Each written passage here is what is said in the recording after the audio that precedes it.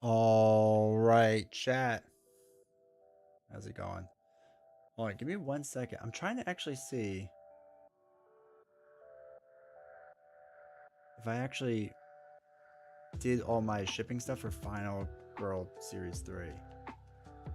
Oh yeah, this looks like a bill I paid. I think we're good. I think we're good, chat. How's everyone going? Actually, wait. Shipping.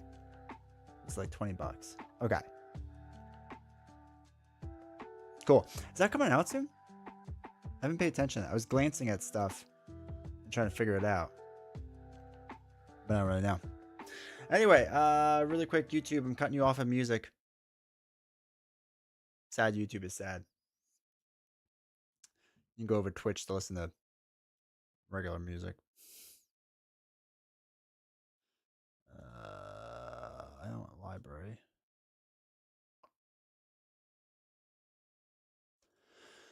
All right, so first, Tiger Forever, welcome to chat. Congrats on being first. Just to get in the mood, watch Gladiator and 300, both fantastic movies. Looking forward to this. This has been on my to buy since 2023. Good time to see it play. Yeah, so there's two different versions of Hoplo. There's Hoplo Remastered, which is basically the original game, but just like updated. That's what we'll do tonight. There's Victorum, which is like the campaign solo game. It's a very, very good game. It just each part of the campaign takes like an hour, so it takes like 4 to 5 hours to like play the whole thing. I don't have time for that. I don't have time for that. But this you could do in one sitting, which is nice. And the stuff for the games are cross compatible. So like if you get both of them, like you can use the chips for like each one. So Beasto, how's it going? Hopefully you're doing well. Beasto, did you get did you get Hoplo? You did. You got Victorum, right? Keith, welcome to chat. Victorum just arrived today. Nice. Wait, a part of what pledge was that? We're taking bets on who he is using, or did he say in Discord? I didn't say. Actually, I have no idea who I'm using. We can kind of decide this together. Final Girl Series 3. Like I said, I got to figure out when that's coming. I feel like all three of my big things are going to come in at the same time. And Novels is going to lose her mind. Just my honest opinion. I like the Monday, Wednesday, Friday format. It has been much easier for me mentally to do this, which has been really nice. Because before it was like this weird like Sunday and then Tuesday and then like Wednesday, Thursday was kind of like off, and then we're back on Friday, and then it's like whatever. I've been a big fan of switching to Monday, Wednesday, Friday. It's been good, I think, and people have been showing up, so that's been cool. Cool. Hoplomachus. Hey, JF, welcome to chat. I will borrow a copy next week. No idea about the rules, though. Hope you can explain the rules. If you're playing Remastered, the rules are really easy. Victorum's a little trickier. It's still not that hard, but it's a little trickier. We're not going to be able to get into that tonight, unfortunately. February 15th, okay. CBAB, I feel bad, but don't ever feel bad for bringing up topics. I'm here to talk about Marvel Champions cards the winning hand revealed yesterday. Yeah, we could talk about that. Actually, what I thought was fascinating was the conversation they had with Xander. Um, I think there was a lot of interesting things said during that conversation, which was pretty cool. It was nice to see that they are listening more to the community, which is really, really sweet. Um, they're obviously more engaged than they used to be, which is good. I mean, they just listen, and I think that's so. I'm trying to look for the cards on Reddit because I feel like he's put the cards up on Reddit, or did he not? He might not have. Um, but I feel like it's really, really kind of cool. Podcast. It's really, really kind of cool to see, generally speaking. So don't play this. Don't play this. There we go. Okay, we can look at that in a second. But yeah, I thought it was a really fascinating conversation. I feel like there was different things out there that was interesting. I have to think about it now.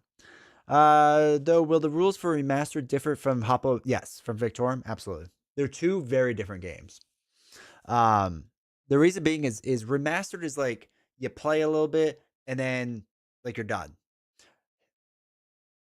you just pull out your chips that you're using, like your units and stuff, and you kind of go through the process and whatever. And there's like two different modes you could do in two or three different modes you can do in remastered. Victorum is like an entire campaign for solo. The gameplay itself is very similar, but still not exactly the same. So, but like the general gist of like you're putting chips out there, the chips read the same, and then you roll dice. Like that part's the same, but everything else is different. Also, as of I can definitely say it's nice to have you on a regular schedule. Next week I'll be around, and the following week I'm out. I'm out of town, so that also stinks. The 7-day format and 2 time on Sunday sounds good to me. Yeah, if only. No, the Sunday's the day of rest. I keep looking for you on Tuesday and forgetting about the change. I apologize. There were so many good things in that convo. I was really impressed. Yeah, there was a lot of interesting things. The Tuesday Friday schedule reveal is fantastic. Yes, I will let you know. Your boy has a reveal again. So, just in case people were wondering, I do have a date. I had to actually switch around my date because my date didn't work originally. And luckily, some other content creator was very, very kind to switch their date with me. But yes, I'm really excited. They're working with us. They obviously want to be more engaged. They listen to everyone, except for when it comes to retaliate. But they listen to everyone, and you know, I've talked to Xander a little bit, but it was cool seeing him on this podcast, and like he cares, right? That's the main thing. He cares. So excited to see some Hoplo gameplay. Dude, me too, Beast. Now it's been a while. I'm a little nervous because I'm not going to do well. My name's Jeff. How's it going?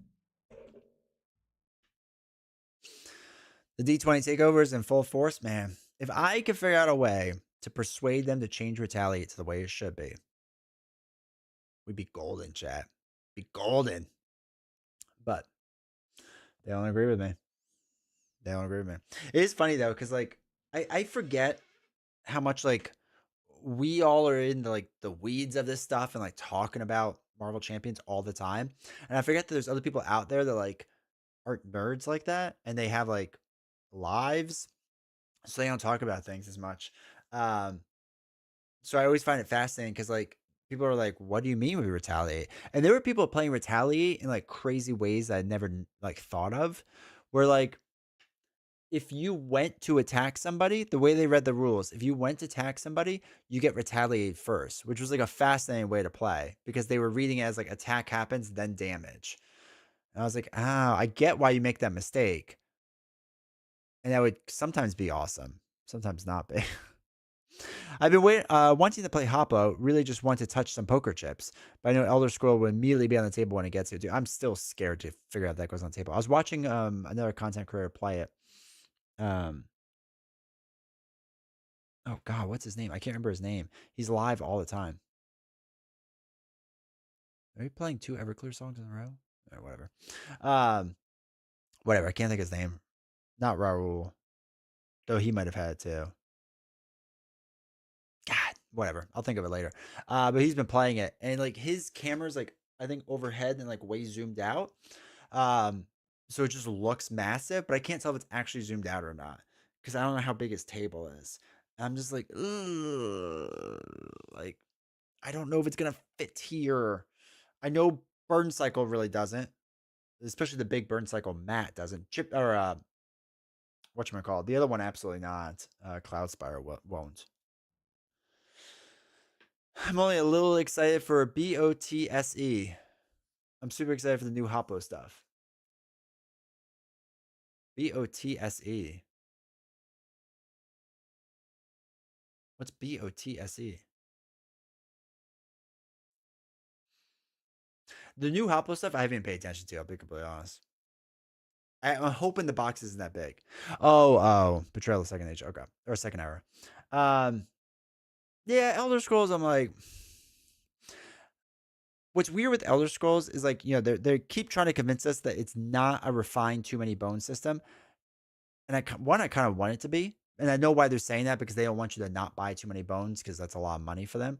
But two, if it is like Too Many Bones is a phenomenal game and it needs to be refined. about the card reveals, but I'm curious what's going to go down with hero reveals.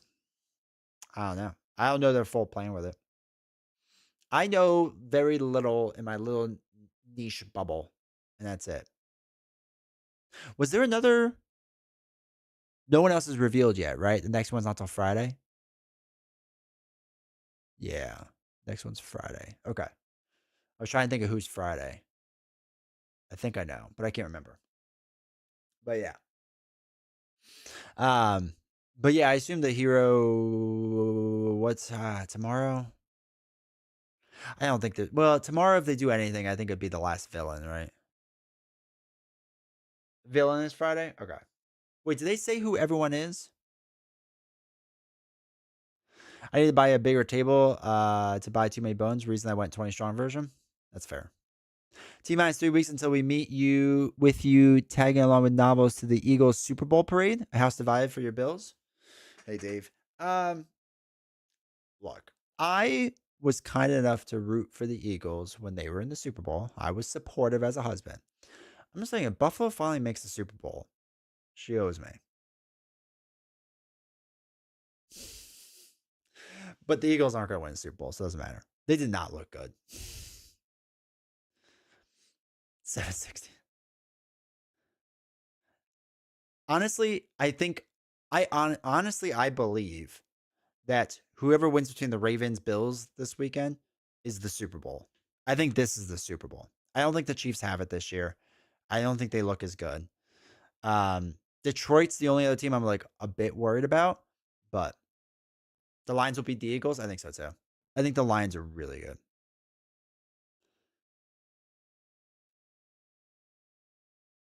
Crap to bed. The Packers should have won. Yeah. It was the Packers had like 2 missed field goals too, right? It was rough.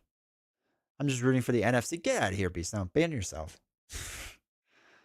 This is gonna be a different game. Oh, I 100% agree. I just think Lamar Jackson and the Ravens are a very, very good team. So it's not that I think it's gonna be a blowout or anything like that. I do believe Buffalo will win. Josh Allen the goat, 100%. It's gonna be a fun few weeks. I hope so. I hope so. I just, God, I just, okay. I have never ever in my is it playing so much Everclear right now? Shuffle. Shuffle. Okay. Um so I have never had a professional I have never had one of my sports teams ever win a championship in my lifetime. It'd be nice if I could get one. Personally, I want the Orioles to be the World Series because I like baseball more. But if I settle for the Bills, I will settle for that. I really wanted to be Detroit versus the Bills because no matter who wins, it'll be a team that has neither won the Super Bowl or never even been to a Super Bowl. I mean, the Bills have been to a Super Bowl. They've famously been to 4 in a row. I think you shut down Henry and make Jackson beat you through the air. I don't think he could do it against the Bills. I just don't. I don't think so either. But we'll see. I went to the 2018 Super Bowl parade and we had our baby down in Virginia the next night. That was holy cow. That is a close call. Hate the Bills. Tired of the Chiefs. Texans won't win this weekend. Wouldn't mind if they do. And the Ravens, So go NFC except for the Eagles. Lions for Super Bowl win just because they never. Yeah. Try being alone watching them lose all 4 in a row. Yeah. I was around then.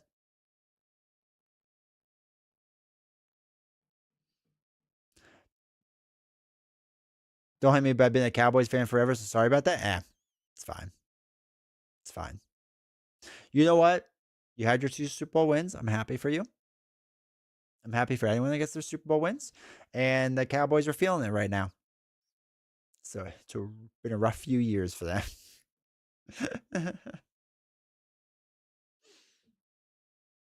But yeah, I think if it's Bills Lions Super Bowl, I think generally speaking, most people would be happy with that Super Bowl. Not even like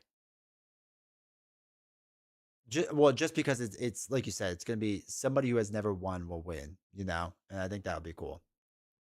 I think it'd be good. And I was hoping Purdue would be good at basketball this year.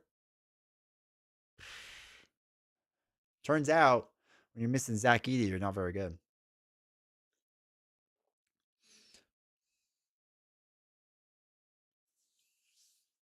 You speak the truth. I'm hoping to get either Deion Sanders or one of the Lions coordinators and the next head coach. Do you really want Deion?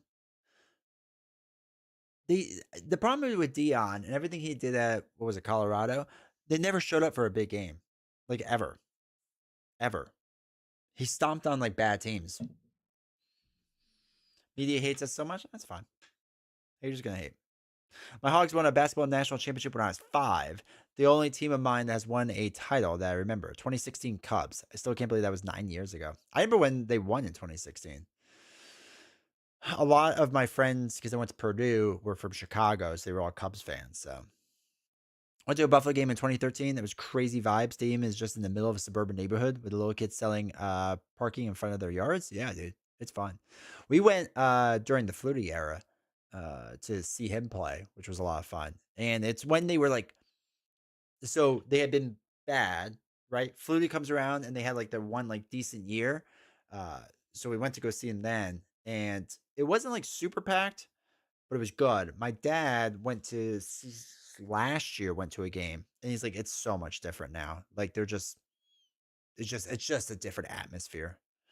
But I do hope when you went in 2013 that you jumped through a table, preferably a flaming table or a table with tacks on it. Either one. That's how we roll in Buffalo. He's been successful at whatever he's gone, but at the end of the day, give me either one of the Lions coordinators over Deion. All right, that's fair. Deion stays in Colorado. You think so? I think he's gonna peace out. I think he won the coach's sons, and that's it, or his son. Two of them. I'm not a big Deion Sanders guy.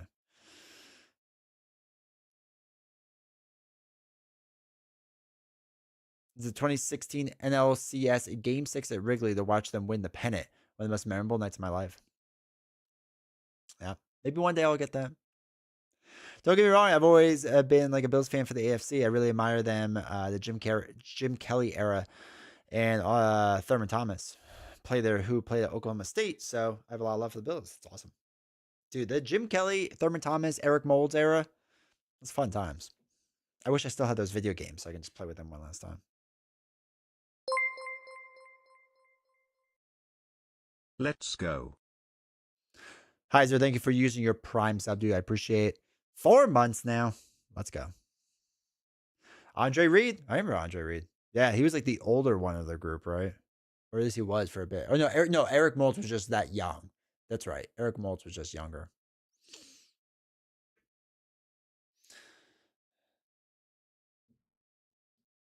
Steve Tasker? Sure, yeah.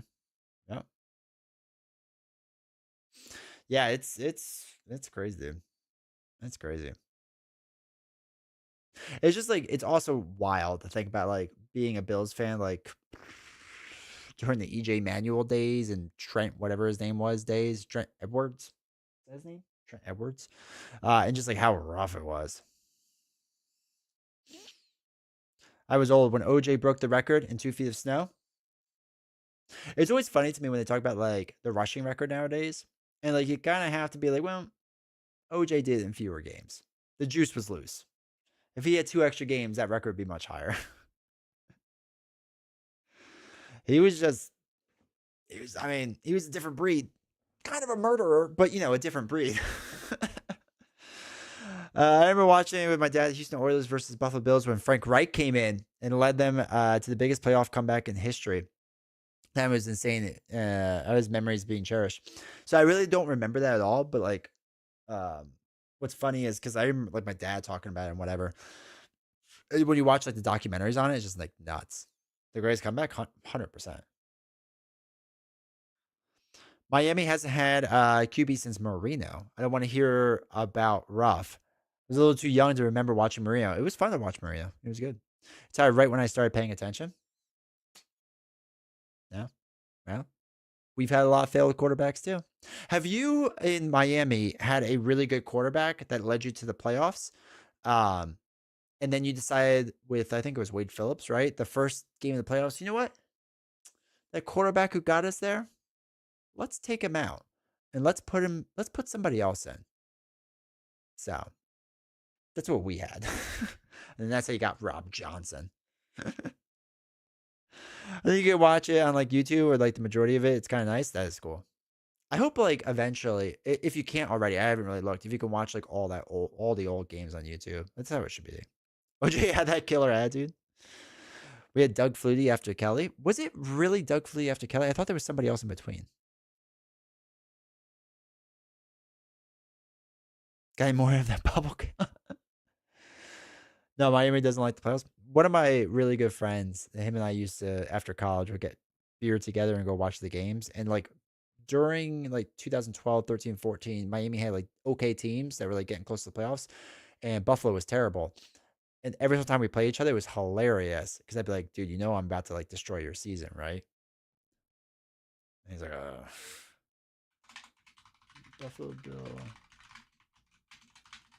Yeah, I feel like there was somebody in between. Oh, the only decent one. Yeah, that makes sense. Oh, I gotta look this up now. We had Jim Kelly through 96. Then, yeah, Todd Collins. Alex Van Pelt was still there. Flutie Flakes for 2 years. And then Rob Johnson completely. And then Alex Van Pelt, who was still around. Then we had Drew Bledsoe. I remember when Drew Bledsoe, we first got him in 2002. And he, for the first like 2 games, right, was like phenomenal. And then like just terrible after that. JP Lossman. Oh my God. Yeah. He was supposed to be a big thing. Trent Edwards, Ryan Fitzpatrick's played for every team, right? EJ Manuel was supposed to be the second coming, and he was terrible. Kyle Orton for a season. I remember that. Tyrod Taylor was supposed to be a thing. God, Tyrod Taylor. Is he still around? Is he still a thing? No, look at that. He is. Good for him. And then, yeah, Josh Allen took over since 18. Wow, he's been in the league longer than I thought. Wade Phillips, please. He was my head coach. He was in my head. He was my head coach for a little while there. Yeah, dude, he was terrible. When the Cowboys got your blood, so he was phenomenally bad. Uncle Rio. Didn't he go over and play for Minnesota? Who, Tyrod? I think he's with the Jets now, they said. He was with Ravens, then the Bills, then the Browns, then the Chargers, then the Texans, then the Giants, and now the Jets. So he's doing great. I mean, he's a Super Bowl champion. Give him that. What is it? Ravens, Niners.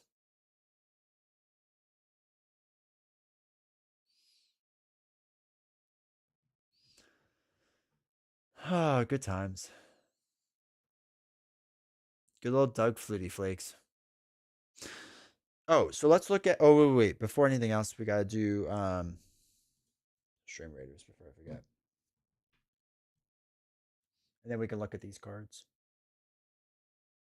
Dropkick King. Heiser. Did I say welcome to chat? Hope you're doing well, man. Fire Barbarian, let's go. All right, so this is the first card. The commercial that shows Marino, Moss, Rice, and Smith coming out of retirement. I was always like, please, Danny. All right, so they showed off intelligence. Okay. Intelligence, a 1-cost upgrade justice card, max 1 per player. It's a prep card. After a player is dealt an encounter card, discard intelligence. Look at each encounter card dealt to each player on the top of the encounter deck. You may swap any number of those cards. I think that's a pretty interesting way of doing things. I think it's nice for if you get like certain like really bad cards. Like there are certain cards you just don't want, right, as a encounter card. So I think it's nice to be able to switch that out, right? Have you pledged the new 20 strong decks? Sure have, yep. He sent me my boss today and asked if they have a contingency plan set for if the Bills do win it all and they're shutting down and no one will be in work that week. That's awesome. I told my boss I'll be out for the next day or two. But moving off of Sunday nights, we discuss football less, not more. Oh no, we're going to discuss it even more now. It's only a couple weeks left. Oh, once Buffalo loses, then I'll have to discuss that ever again. Then going all in for the Cloud Spire, like for the game, if you have a consistent 2-player person, I would do it. If you're doing it for just solo, I wouldn't do it. So yeah, intelligence. I like this card. I do. I think it's a pretty interesting card. I really wish YouTube would just show that in full screen, but whatever. Um, so yeah, I think it's pretty solid. I would probably run it realistically, for the most part. Um, kind of bummer. Majority would be solo. I wouldn't get it for solo. Like it's not bad. I think it's I think it really shines in two player. I think it really shines in two player. I played most of the scenarios solo, and it's one of those things that like I would rather play any one of their other games solo. Like any of the other games solo. So again, it's not bad, but skipping MTS and Mutant Genesis unboxing, which we own, so we can just get straight caught up with your streams to the new box when it comes out. There you go. Mad Titan Shadow had some alright stuff. Mutant Genesis, unless you're doing the X-Men stuff, then whatever. So yeah, I like this card. Obviously, it works better in multiplayer.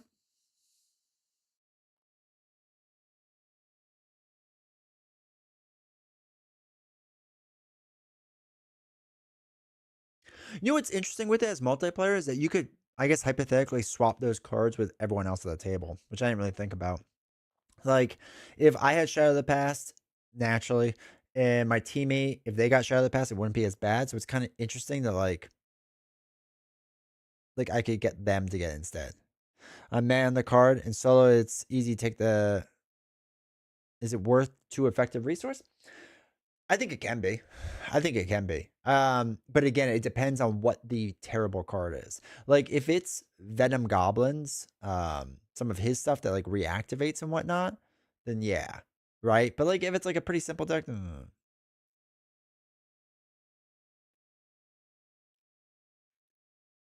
just ordered Dream Chaser Hero expansion and Arid Mithrin full cycle. They'll be here Friday, but these won't be here till Sunday. That's awesome, dude. You have to let me know what you think when you play it. But yeah, I don't mind this card for solo. But it's a prep card, so it has a lot more abilities for Black Widow than Cost Analysis new prep cards rock. Yeah, for prep, Black Widow will be more useful. I don't think there's much going on with prep for like Nick Fury and Maria Hill, right? Like they don't really care about prep cards, right? So I think that's kind of whatever, right?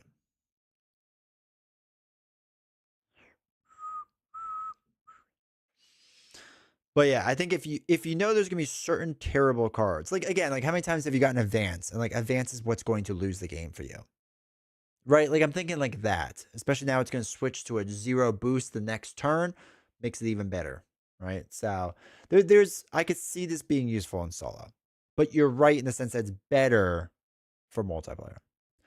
I just got my buy the same token stuff in today with the new Avengers board and some more other tokens to the board. Is phenomenally good. Dude, the board is so good looking. The board is so good looking. Hey, Heroic, how's it going? All right, so that was that card. What was this? Oops. All right, Agents of S.H.I.E.L.D., support, team. It's a weird looking card. I don't love the artwork. Play under any player's control, max one team card per player. If each of your characters has the shield trait, this card gains interrupt. When you reveal an encounter card, exhaust this card, cancel the effects of that card, and discard it. Then reveal another card from the encounter deck. You know what's funny? They've always flirted around with this whole like canceling card, and I don't mind it. I don't love it. Like I know other people like really like it because they can find good uses for it. I feel like I always get a worse card the second time around. You got the 5% off the other day, dude. Appreciate the support, dude. Helps a lot, honestly.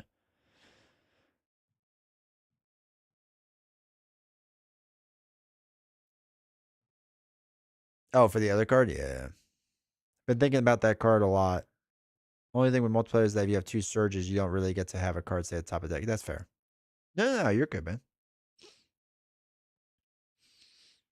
Yeah. What I want to know though is okay. Wait. Talking about this card for a second. Could you? Because it says you may swap any number of those cards. No, I guess it doesn't make a difference. Never mind. I was doing too much in my head. That doesn't make a difference. I was wondering if there's a way to like cycle through cards slowly, but you would never be able to do it because you would always end up with the same cards. Like it's the same if you're playing 4 players, the same 5 cards, no matter how you slice it. So never mind. I was wondering if you could like finagle a little bit, but you really can't. It's really just switching within your group and giving whoever wants the top card. So, all right. So yeah, the Agents of Shield card, I don't mind. Again, I like the idea of it. Like if you get a really truly game-ending encounter card, um, obviously makes sense. But I always feel like I can't use it because I'm going to end up with the next bad thing. Put a card that you don't want to reveal on top, have the activation go first, and you can just deal with it as a boost. Yeah, 100% true. 100% true. Well, I guess theoretically, if it's really bad, you could play this on top of the prep card. Like if you have 2 players. Switch cards with folks who have cancels, like this next card. Yeah, that's what you have to do. Is if you're playing multiplayer, you have to cancel it with this card. That'd be better. It'd be interesting if they said that. Like reveal your card and the next card. Pick which one you want. Like I think that could be a really cool mechanic. Actually, that could be a really interesting mechanic overall.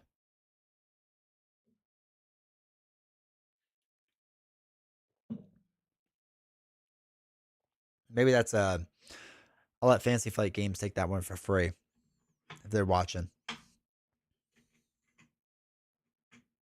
When you review, yeah.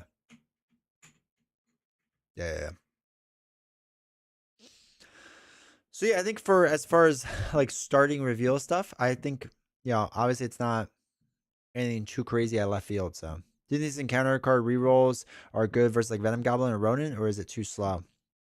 Ronin is too slow. The problem is with Ronin, like now that we know how susceptible he is to like just being rushed, like it just doesn't make sense to like slow play Ronin in my opinion, unless you're just doing it for fun.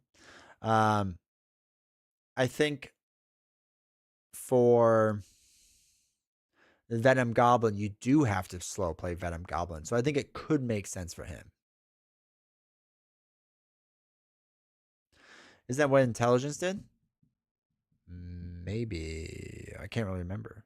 I have to relook at the card. Do you think Coulson will be Maria's identity specific ally? Probably. It shouldn't be Nick Fury. They better not do that because it wouldn't make any sense. And they would just like, you'd never be able to play a Nick Fury ally with her, which just doesn't make sense.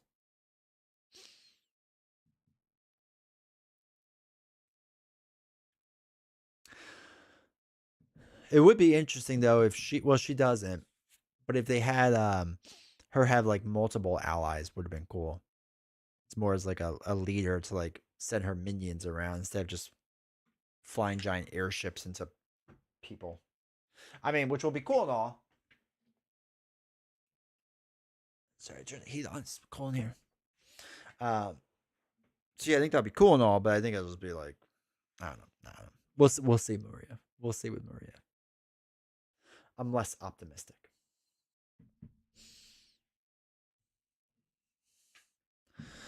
But yeah, that was the reveal. It was cool. Multiple allies? Yeah, they have. They've done it with Domino has multiple allies. Iceman has multiple allies. Somebody else has multiple allies too, I feel like. Super happy with these cards. They give us lots of opportunities to make decisions. Yeah. Yeah. Like, I'm not against them by any means. And, like, to be fair, like, they're going to be. Bishop. That's the other one. Thank you, Bishop. They're going to be pretty reserved on their cards, I think.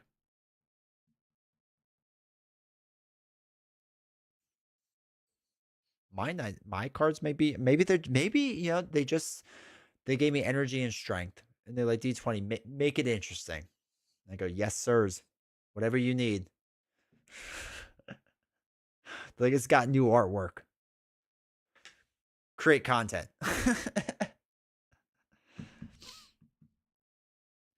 Well, it's fun too because like I don't know what anyone else is revealing, so like they could have some sick cards. They might have sick cards. I have no idea. So it'll be fun to see. It's fun to see. But yeah, I will say the whole interview, the card reveals are cool and whatnot.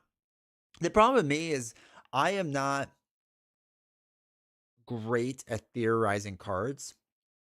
because I need to like have it be done in practice. So like once it's like, okay, like I use the card and I see like how I can finagle it to work here or there, you know what I mean? Like I'm better with it. So a lot of these reveals, like I know the community likes a lot and like they give me more ideas than anything else, but I'm just not great at it. Are they leaning harder on multiplayer than solo play nowadays? I think I don't know for a fact. I feel like they have always thought multiplayer is the way to play, and they have realized how big the solo community is for this game. I mean, it's massive. I'll show you in a second. So, will you do yours live, or will it be pre-recorded, or is it secret info you can't share? It will be pre-recorded, and then I will go live after later that day. But I want it to be pre-recorded anyway because if they share it or whatnot, it'd be cool. You know what I mean? LW, how much did you miss? Not a lot. So here's the thing. Here's the solo game guild whatever. Yo, what's up? What's up? 777 Gaming. Oh, I chopped off your name. That's no fun. Why did it do that? I'm disappointed in it. Where is it? Where is it? Where is it? Where is it? Not sub goal. Where's the alerts? Twitch alerts. There we go. Thank you for using your Prime sub, dude. 3 months. Enjoy the new badge. Appreciate the support, dude. So yeah, so this is the People's Choice Awards, and they get a ton of votes. Kevin's been doing it for like over. So what did they get? 1,837 people voting for just solo games, right? And here's the thing: Spirit Island's been number one for a while now. You can see for the past 3 years, right? Mage Knight's been number two. It really should be lower. I'm sorry, it's an overrated game. So, um, Marvel Champions has now been three, and this is massive to be on this list at number three, right? Like it's massive. Arkham is right below it, four. And Too Many Bones has been hanging in there, which is crazy. And then Lord of the Rings, Final Girl, which this will continue to climb for sure. Dune is interesting. Imperium is cool. Arc Nova should be way lower, I think. Gloomhaven should be near the bottom. It's not a good solo game, but whatever. But anyway, so this is a kind of a big deal, especially all the stars mean how many people voted like for first on it.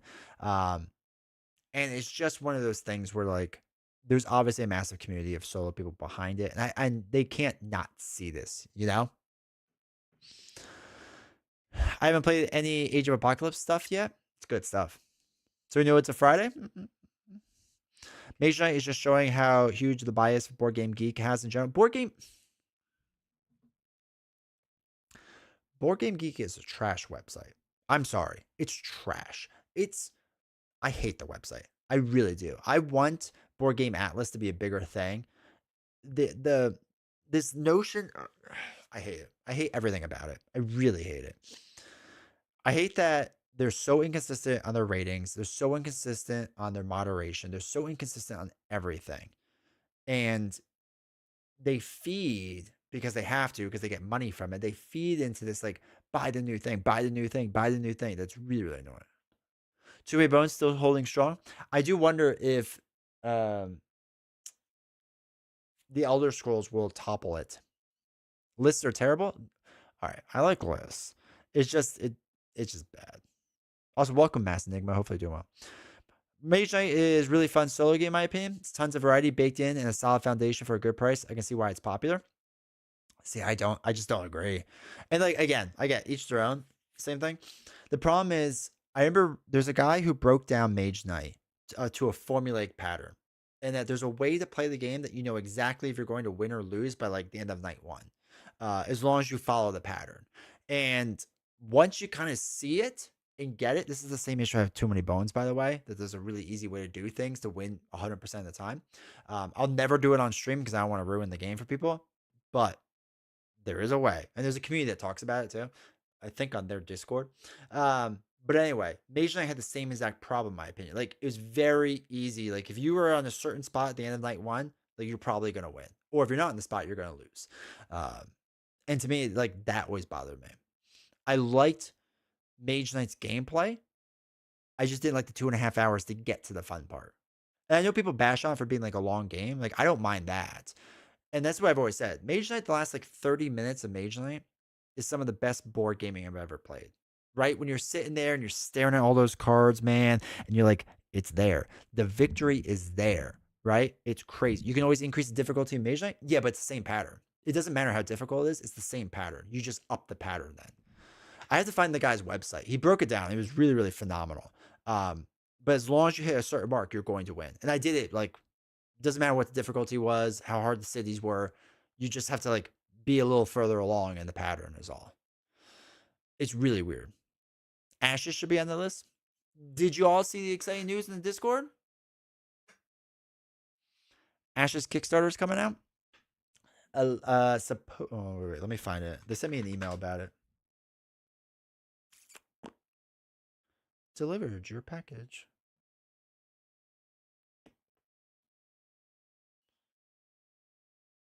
I don't remember where it is. There it is.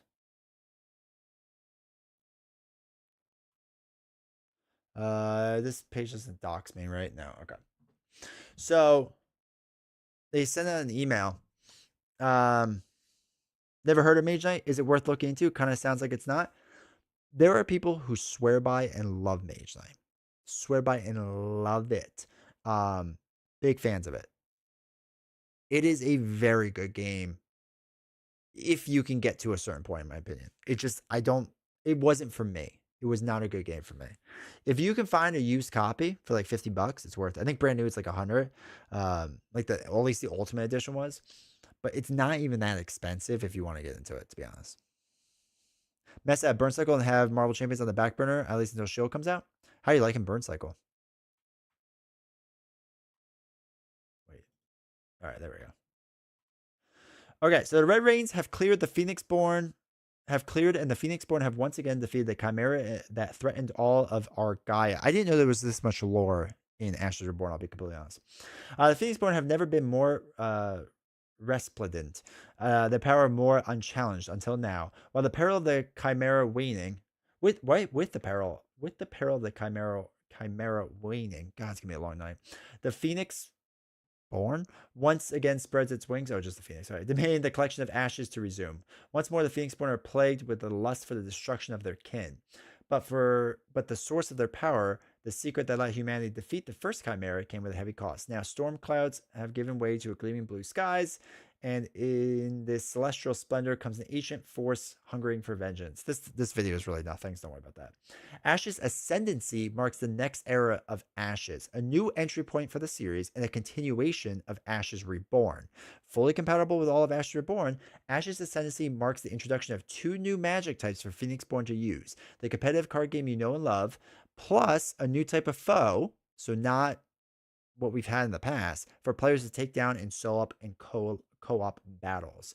And then you can see on Kickstarter you can save it and whatnot. This is all there is. Like there's nothing else there yet. But yeah, pretty sweet, right? Get hyped.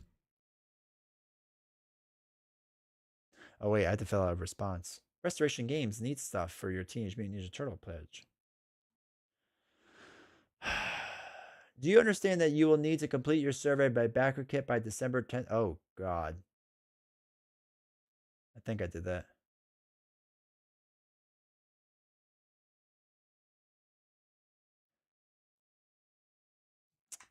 Chat, did I do it? Are they gonna be mad at me?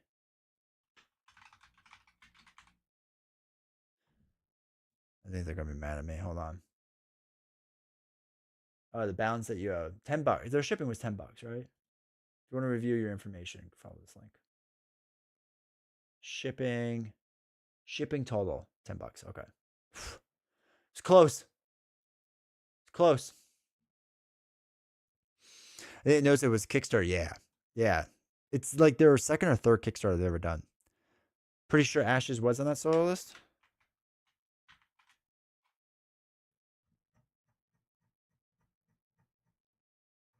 Oh, wait.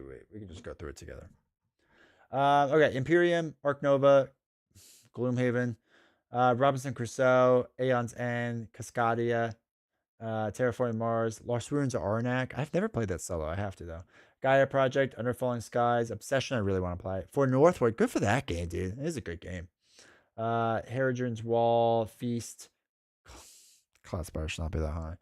Voidfall, Hoplo Victorium. Hoplo Victorium will overtake Cloud Spire. I guarantee it. Warp's Edge, Sleeping Gods, Strawlopolis, 20 Strong, Eldrick, Heat, Nussforge, Legacy, Wingspan, Nemo, Dawn of the Zeds, Pax, Scythe, Friday, It's Wonderful World, Cthulhu, Orchard, Anarchy Trails, United, Cartographers, Slay the Spiral, Slay the Spire, Terraform Mars, Bullet. This poor mine. Talk about depressing. Also, howdy. Hey, Lauren, how's it going? What? Ash's Kickstarter? What? Yeah. I was going to do Lord of the Rings Saga, asking for a friend. Oh, wait. So Chimera are done? I think there's one more expansion for Chimera coming out, according to Team Covenant. So they have that going on. Oh, it's legendary dance. 69. Wow, White Castle.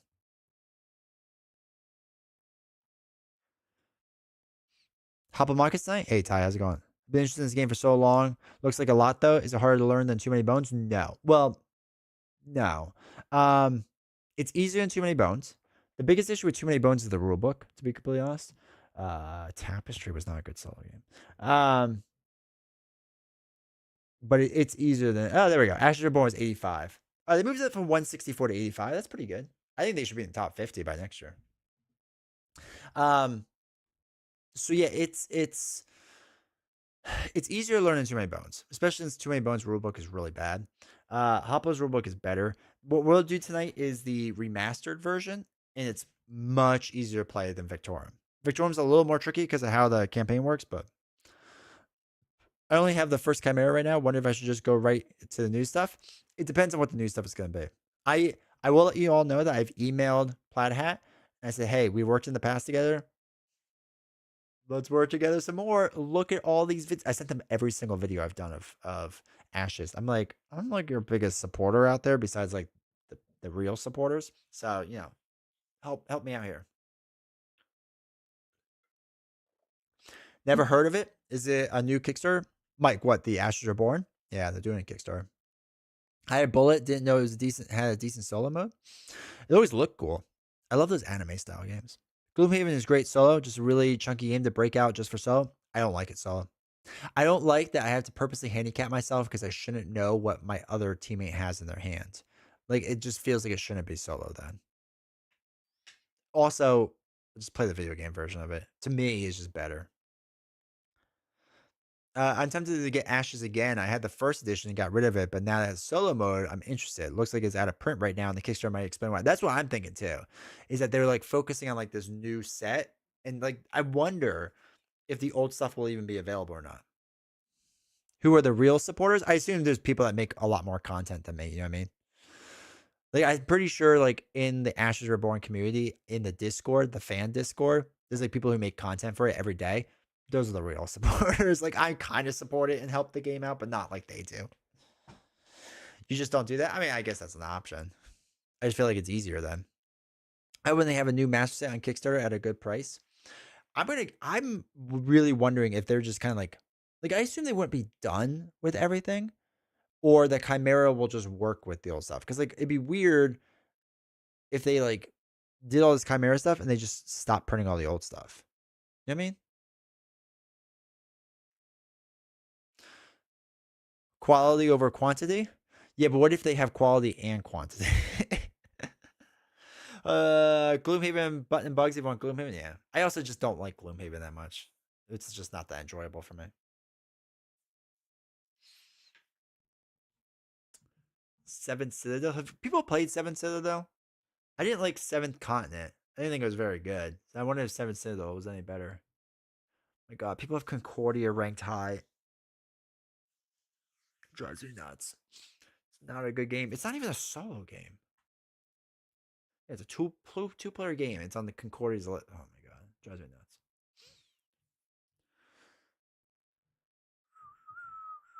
Wow, Burn Cycle 97th. Good for them. Yo, Grimworld. Isofarian Guard 100. Yeah, it's a weird solo game. I really like Isofarian Guard, but it's a weird game. Trying to make each Phoenixborn a soloable opponent. That could be it, which would be interesting. Streamlining the catalog and the new version lets them do exactly that. Plus, it makes it easier for new buyers not have to compare. Yeah, no, Mike, I agree with you. Because if you try to buy everything right now, it's probably like what $400 at this point because of how everything's packaged. So either they're gonna repackage it all to make it cheaper in the Kickstarter or what? Where's Honorim? I know what you're talking about. It's 95. People like that game. I never played it. Even the solos have unofficial modes that make it worthwhile. It's on there, but I don't remember where. Yeah, it's 95th. Yeah, I feel weird with like unofficial solo modes for games being on this list. I don't know, because the game obviously wasn't designed for that. So it just there's very few games to me that have unofficial solo that have been like truly worth it. But again, I just don't think Concordia is a good game. Like in general, I don't think it's a good game. I think it's actually a bad game, but that's beside the point. Search for Planet X, Viscounts, Resist, Hollow 2, Mini Rogue, The Loop. Like Pandemic. It's not really a solo game. Star Wars deck building game solo variant. I don't know it. I don't know it enough. Did a great job. Yeah. I'll have to take your word for it. Midara. Nice. Oh wow, Renegade. I haven't heard about that. People are so high on that game. Was it Box of Delights guy made it? People loved it and they were like, this is the best, and it keeps lowering its ranking. Probably because they can never keep it in stock.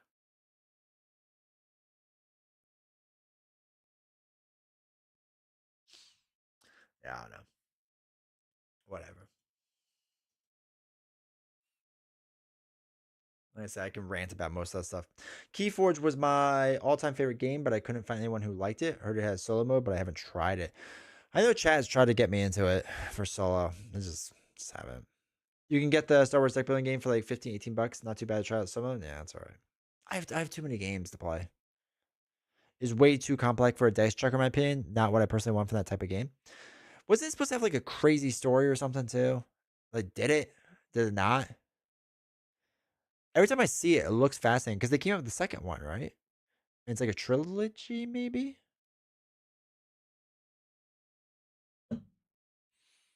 And I just like anime. I like anime in general, and I like the idea of like an anime game. Wow, look at all you showing up. Um, so I like the idea of all that, but it's just like,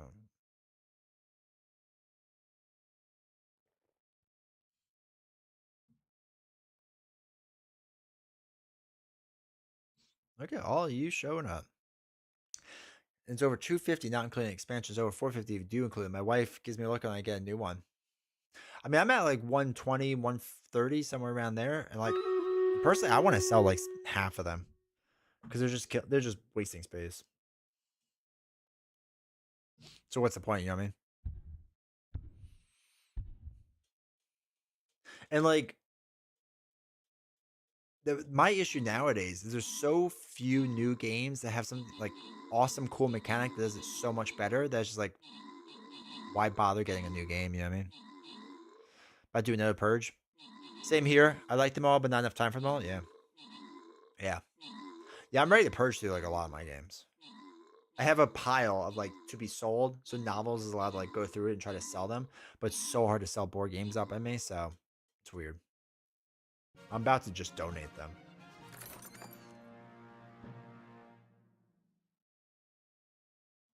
All right, should we learn Hoplo?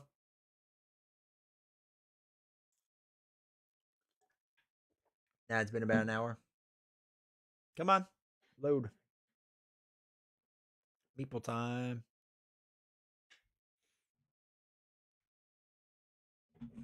Okay. Is that shadow? Oh no, it's just how the board looks. Okay. All right. So this is actually wait. Let me change a couple things really fast. Dice Tower School, yeah, dude. Oops. Ah, shoot. That's not what I wanted. That's what I want. You can solo this too? Yes, absolutely. Remaster can solo, and Victorum is solo. So.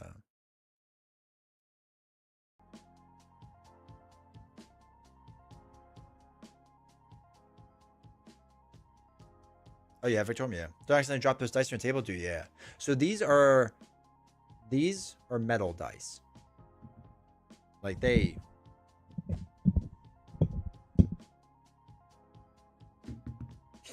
like they thud when they hit the ground. But yeah, so all the stuff from Victorum works with this, and all the stuff with this works with Victorum. Oh, almost all the stuff. Maybe there's like a handful of things that don't. So there's two ways to play. There's Onslaught mode and there's Ascension mode. I'm used to the old way of calling it, but that's what it is. You ever done a fundraiser for Charity Life Extra Life? You could set up tiers like donate $50 and I'll mail you X board game. Get them. Corey, if you're in the Discord, can you please join the Discord and talk to me about this? I actually want to do this. I just don't know how to, and I need to do research on it. But yeah, I would love to just like do donations for them and stuff like that. But I wasn't 100% sure how that works or how to do it.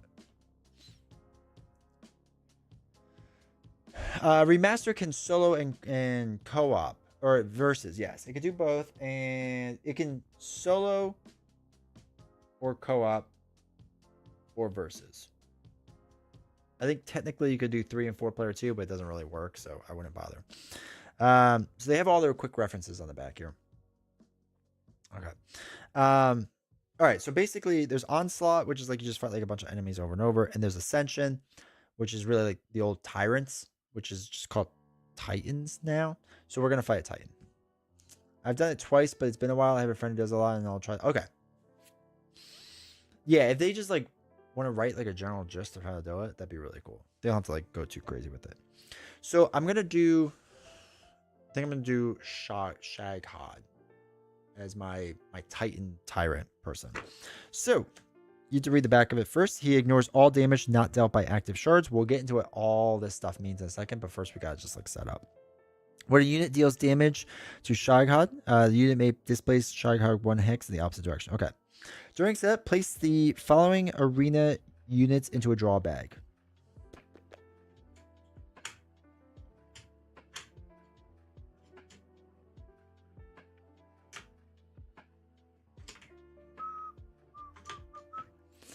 All right, so we have our arena units, and again, they're all like legit, like good ships.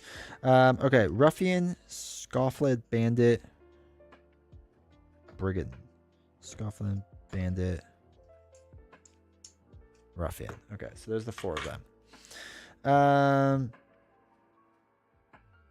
Okay, when Shaghod is instructed to deploy a unit, draw an arena unit from the bag and deploy it to the center hex, or if occupied the next inner circle. Okay, that's fine. Shards start inactive with 5 health. Okay, 1, 2, 3, 4, 5. All right, so we put shard there. 2, 3, 4, 5. One there. So generally, shards is how you kind of like defeat things. 1, 2, 3, 4, 5. That doesn't seem right. 1, 2, 3, 4, 5. These questions we talked later. Appreciate it, dude. Okay. So we have that. And when an inactive shard is defeated, it flips to get active, gains 3 red hit points, and is placed in any available hex. When the active shard is defeated, it flips to inactive. Okay, so they just flip back and forth. Okay, that's fine. Shaghod has 5 life himself. So it's 1, 2, 3, 4, 5. Okay, so here's the thing, chat. I need your help for a second. We have to decide who I'm going to be. Glad it's not a table hog? No. It's so the Marvel Champions mat is almost the same length. Actually, it's about the same length, and it's wider, like the mat I use. The mat I use is almost out to here. It's not quite that far. So just to put like perspective. All right, so we can be Pluto's refugees. It could be the Parthians, the Amazon, The new Argonauts. The Lamosians. The Kunlan. And I think it's the Atlanteans. 2, 3, 4, 5, 6, 7. So 7 different. What should we do? Who do we want to be? Who do you all want to see? Love the dice, yeah. The best thing too is like the upgrades. You need to get like their their premium chips. They just feel so much better, especially when like you're swinging, hitting things and whatnot. It just feels good.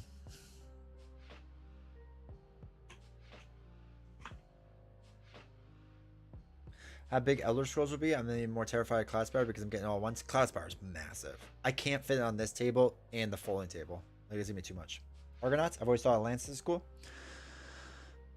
All right, should we vote between those two? If anyone else wants to throw something in, now's your chance.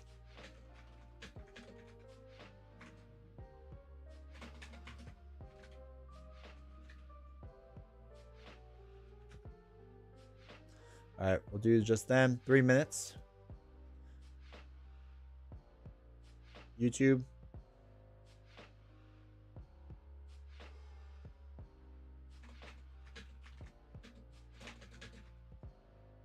What was it? Argonauts Atlantis. All right, YouTube, you are now voting as well. All right, so if it's between them, I can put the rest of these back.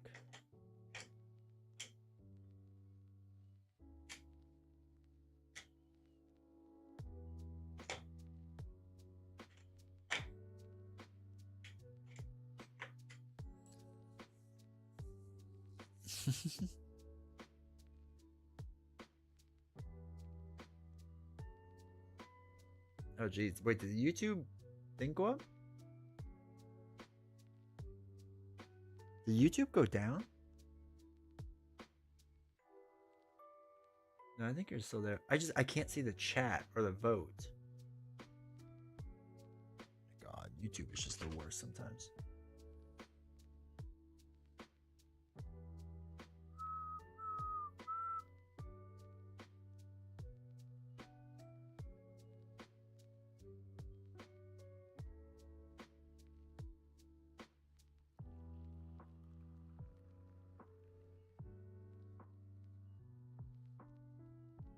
All right, see, it's still, wow, it won't even let me in my own chat. It just says something went wrong. Cool. Don't make no. There's no channel point options. You can't do it unless it slipped by. All right, so I guess YouTube can't vote, so that's cool. Wait, what is going on?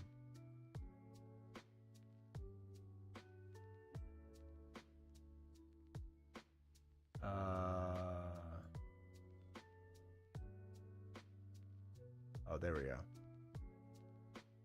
That was weird. Switch to Twitch. Hold on. I think YouTube's working out. It signed me into a different account for some reason. Who should I play? Atlantis Argonauts. All right. Will it work now? There we go. There we go. Now it's up on YouTube.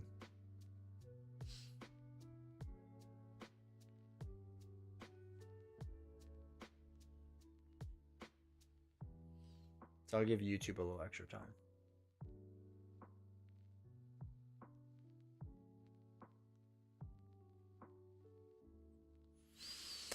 All right, and those we'll have to put in the bag in a second. You also got the fancy bag. This is the nice one.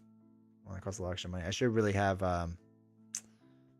2 of these. I have one for Victorum. This was the Victorum bag, but I should have gotten an extra one to put in the bag. Maybe I did. Maybe I was smart and got it ahead of time. Dump 275. Nope. All right, so Twitch is done. Argonauts 3. Oh, Argonauts are winning it. Okay. That's just easy.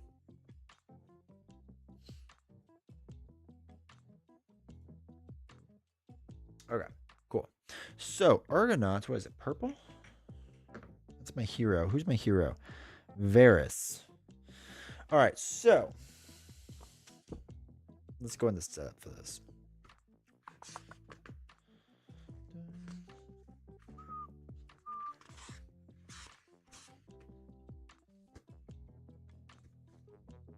Page 26. All right, arena crowd favor. Place a red support chip on each of your crowd favor. A red support chip. What? I don't have red support chips.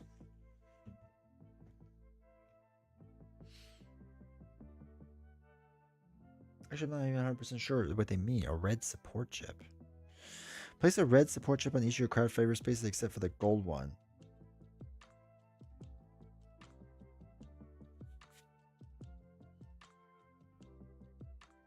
I think they just mean put a support chip in the red spaces. Because there is no such thing as a red support chip.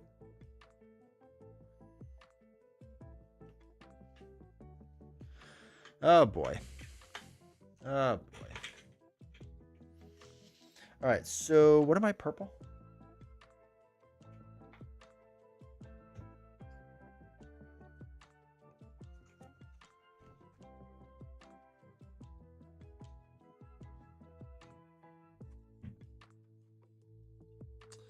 I want to see something really fast.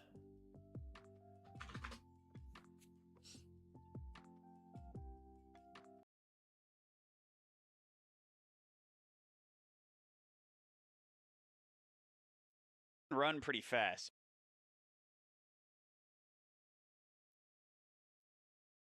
Board. So in Ascension mode, you play against. Oh, you can hear that? You should not be allowed to hear that. Oh, because I did the wrong one. There we go. Now you can hear it. All right.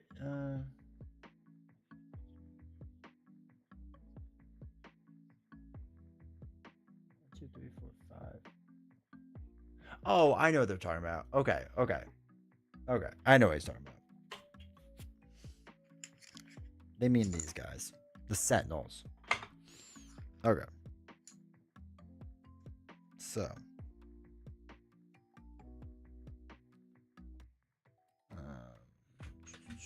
Run pretty fast. Just make sure. I was listening to One Stop Co-op Shop because they do a good job with things. Yeah, I'm pretty sure that's what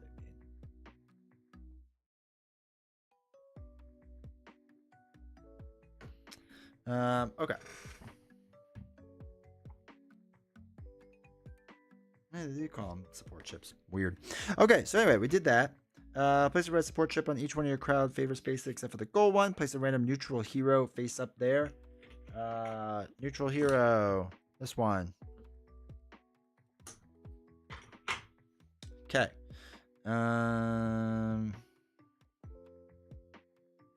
Titan. Freely choose a Titan. We did, so we're good there. Shards, we did that. Faction, gather all your chips. 1 hero, 10 okay, 4 techs. From among these, we have to select 6 non-elite units and 1 tactic along with our hero and place them all in your camp except your hero. The remaining chips are not used. So 1 tactic, 6 heroes. So we have basically ranged, fighting, defense, ranged, defense, fighting, different defense, tactician, and a bear, and another tactician. Okay, so basically the way this works, there we go, is each chip kind of has like all of its stats on it. So the top, hold on, stuff messed up. All right. So the top one is movement, basically how far they can move on a on the board for when it's their turn to move. The second one down is the distance in which they can like do things like attack and whatnot. So 2 spaces would be like if he's here, 1, 2. You know what I mean? Like 1, 2, or 1, 2, 2, or whatever. Or if here, he can hit the main guy, right? And then the heart is his life, right? So how much life he has. This camera is really struggling with focusing today. So when I attack, I can use the dice listed here, which is the black and yellow dice. So that would be this die and this die.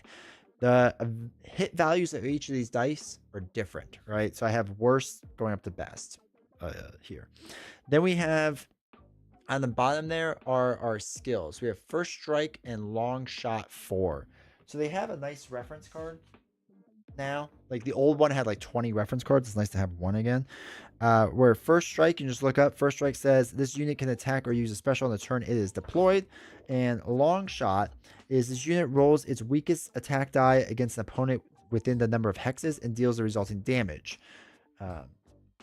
So basically, long shot 4 is I can use my yellow die, which generally won't hit, but I can hit it from 4 spots away, right? So that's kind of what they can do. So that's how everything works.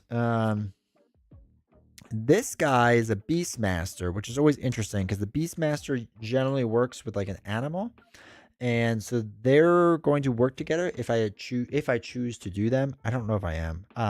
The beast stuff was an add-on from the old Hoplo stuff, which was pretty interesting, but it wasn't always like great. You know what I mean? So I don't really know. Taunt, reposition. What's tactical?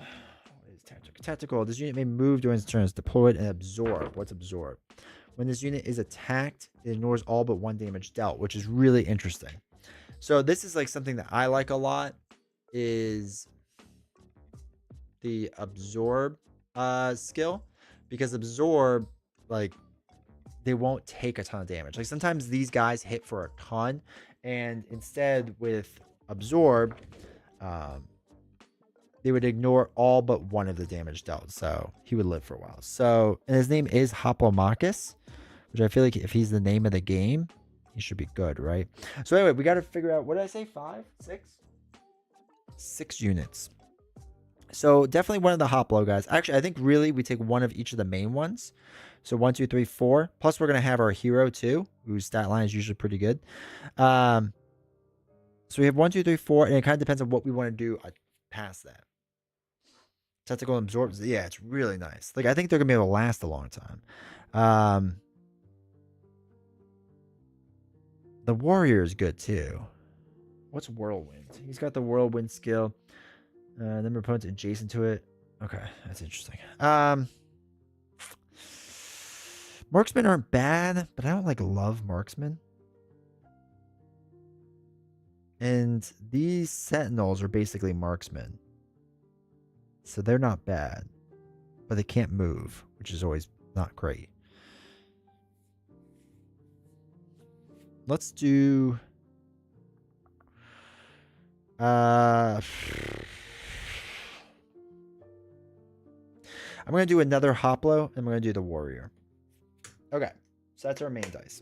We don't use anything else. Now we get 1 tactic. So our tactics are hamstring, dodge, adrenaline, and bolster health.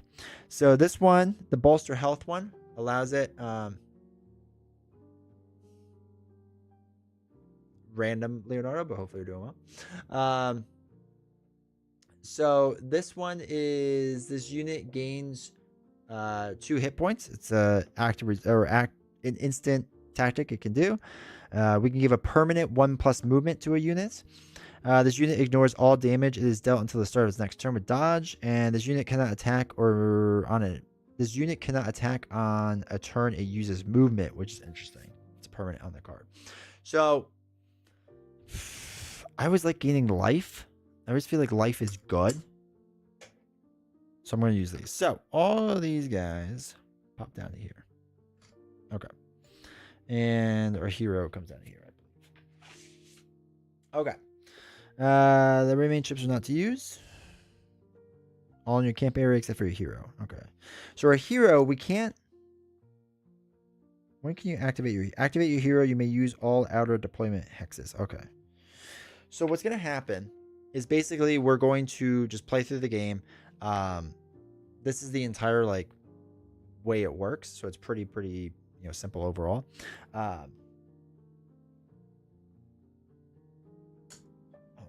Move these 2 aside. These have to go into this bag.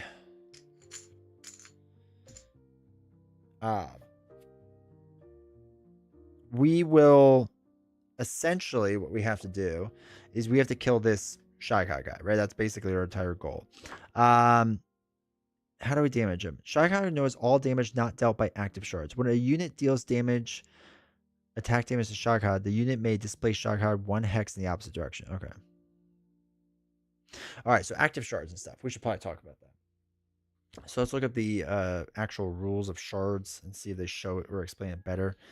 So shards are special chips that interact with the Titan and with the other units and affect the Ascension mode. Each Titan uses shards differently, so pay close attention. So shards often have HP similar to units. If a shard has a blue HP, players treat the shard as an opposing unit and may attack and use the skills to damage it. If the shard has red HP, reveal units may simultaneously mark and target it. Or rival unit, sorry.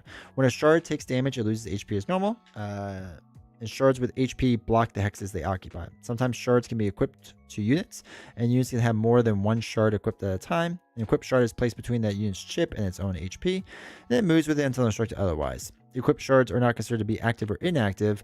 A unit with an equipped shard is a shard holder. When a shard holder is defeated, it is left behind. Okay, so that's that. So how do we deal damage to this dude?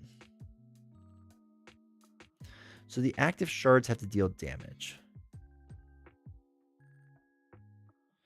All right, so shards begin inactive. When an inactive shard is defeated, it flips to active. It gains 5 red HP and is placed on the available hex, not including the center. When an active shard is defeated, it flips to there. Okay. Keith. Thank you for the gift of sub. 75 gifted a tier 1 sub to Tiger Forever. They have given 44 gift subs in the channel. Appreciate it, dude. Thank you for the support. Thank you, thank you, thank you. All right, so why?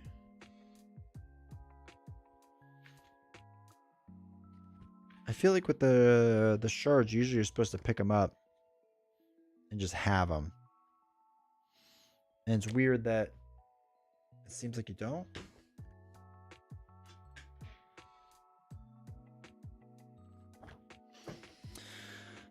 All right, when a unit deals damage to Shaka, the unit may displace Shaka 1 hex. Okay, Shaka ignores all damage not dealt by active shards. Gains 5 red HP and is placed on any available hex. Not clear. Okay. Let me just read through this really fast. And sometimes this thing does something. No. Okay. So a lot of times the way it used to work is you just picked up the shards and like moved on with your life. And I wonder if they're saying that's not the case anymore, which would be interesting.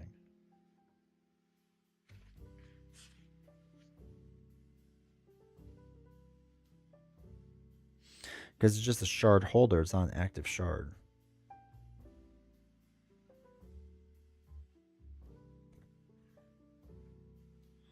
Active and inactive like heroes do.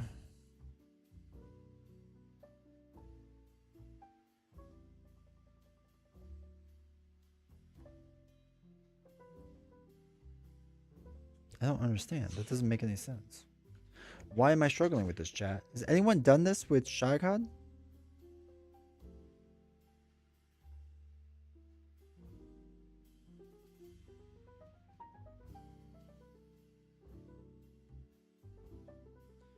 I've never seen it where they do damage. The shards. Alright, what is this thing? To her while all shards are inactive. Okay, that one makes sense. Not done by shard holders. Shard players camp. While shards are inactive. Or active. Okay. Play Victorium, not the remastered. So, yeah. There's all damage not done by active shards. I don't understand how an active shard would deal damage to him. That doesn't make sense to me.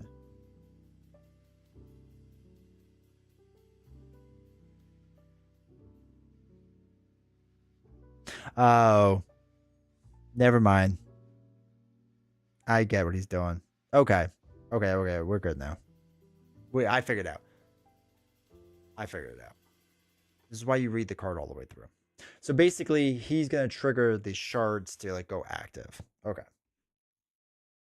crisis averted. So what's going to happen is we're going to deal damage to these shards. They're going to flip over, so they're active. Once they're active, certain dice of his will trigger the shards to hit the opponent. So like the opponent of this will be him, the opponent of that will be me. Okay, cool. So now we've figured that out. All right, so what do we see? Ascension, we do all that, allies, blah blah. So the turn order is pretty simple. We do player turn, then arena turn, and back and forth it goes. All right, and then then Titan turn. So the arena is essentially Titan, then ourself, and then the arena goes. So the arena would be the extra things we put in, right? These chips right here as a arena, right? So they'll act differently, and we'll get into that. Okay. Easy. This is so easy now. All right, so very first turn is the Titan's turn, and he does deployment, right? So first turn early. So he doesn't do any activity. He just comes in and just deploys. So he plops in there. This way he doesn't get like a huge head start. Plus it doesn't matter because there's not really anything out there and whatever. And we'll get into what his turn is in a second and how that works. But that's all he does. Now for us, the way we do things is deployment, tactic placement, movement, abilities, engage. There's basically like summoning sickness in this game. So when you deploy one of your chips, and we can't deploy our hero yet, but when you deploy one of your chips, it basically goes out on the table and like that's it. Like you can't do anything else unless they had like first strike or something like that, which will allow us to attack right away. So what we need to do is we can only deploy in these two spots right now. So we got to figure out where we want to go. And then I basically want to deal damage to this thing and like flip it over. Right. And then same with these ones. I want to flip them over in a little bit. Now, every single time I remove, 1 HP? For every HP I remove, I can move up on these tracks, and they do different things. So, for example, this track allows us to place this hero into your camp, which is like an extra hero we get to use. We gain a support chip, which is nice, which is what this is. You may move or flip a foothold each turn, which we'll get into what that could be later. Add 3 HP to a unit and activate your hero. You may use all outer deployment hexes, which means I could use not only these, but also this one and this one over here. Inner deployment hexes can always be used. It's just like you're right there and you probably don't want to do that right away. You know what I mean? So we have that. All right. So Retaliate and Whirlwind. It'd be kind of nice to get our warrior in right away, I think. So we're going to do that. So we're going to deploy our warrior, comes in with 3 health, and he sits right there. Normally, we'd be able to do other stuff now, but there's nothing else we can do yet. So, all right, so now it's the Titan's turn. So the way that his turn works is that he has right here listed all these different colored dice. You're going to collect all of them. So we have the black one, 2 green ones, a blue one, and 2 yellow. And then we're going to roll them all, and then we just do everything in order. So we take all of them, and then first thing we do is green. So he has 2 hits on green, which means 2 hits. Shycod moves up to 3 hexes and attacks. Then each area unit performs its movement. Or arena unit, sorry. So 1, 2, 3. And his range is only 1. 1, 2. Oh, no, he has to go this way. So 1, 2, 3. So he's gotten all the way here, and then he's going to attack. His attack dice is a black and a blue die. So we're going to take a black and a blue die. Okay, so we got 1 hit. So it's going to deal 1 damage to us. So we lose 1 health. And our guy has Retaliate, our favorite keyword. So Retaliate states, after this unit is dealt damage from an attack, if this unit is not defeated and its attackers within range, this unit deals 1 attack to the other guy. So it would deal 1, but the problem is he ignores all damage not dealt by active shards, so he wouldn't lose any. All right, so that's our 2 green that we did. So now we do black and blue. All right, he just rolled a lot of hits. Okay, so black and blue. Only black. Okay, both hit. Spear Trap activates twice. So what Spear Trap says is we roll an arena die. So we're going to take this black one. Each shard deals 1 damage to the closest opponent in the roll direction according to its compass. So 3.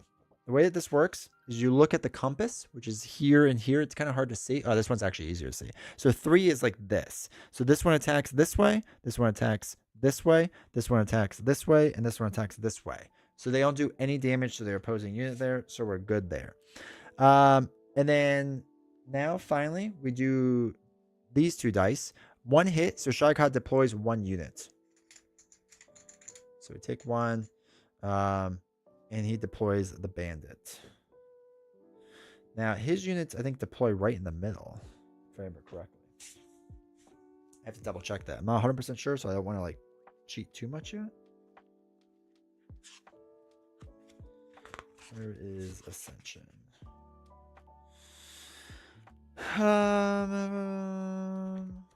that was Onslaught. Ascension. Let's see. Deployment.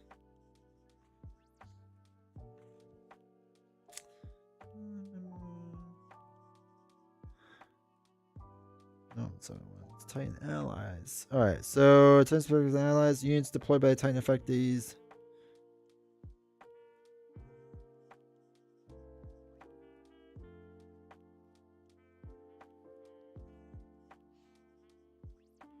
All right, it doesn't say where you deploy them, which is interesting.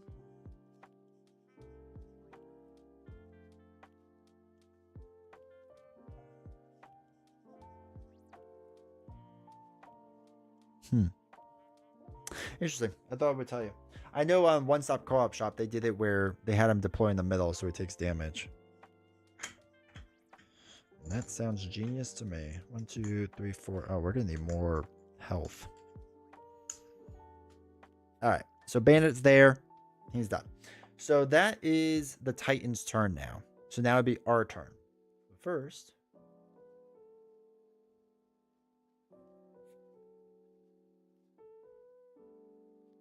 let's start this battle.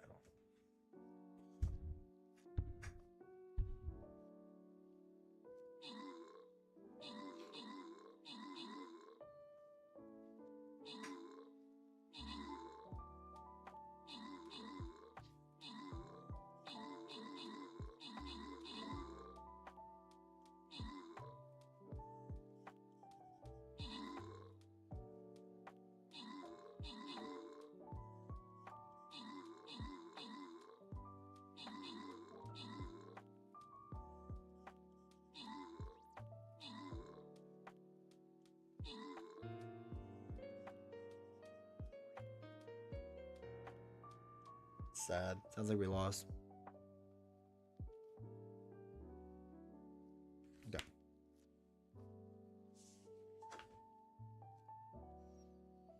Starts to deploy a unit, draw an arena unit of the bag, and deploy in the center deployment hex, or if occupied, any of the other ones. Okay, cool. Alright. Sad. We lost.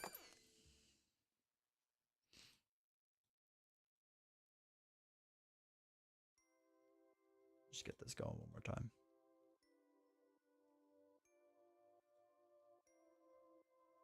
All right, cool. Back to the table. So he's all deployed. He did everything. We're good. He's going to sit there. So now it's our turn. So first thing we can do is deploy. So I'm probably going to deploy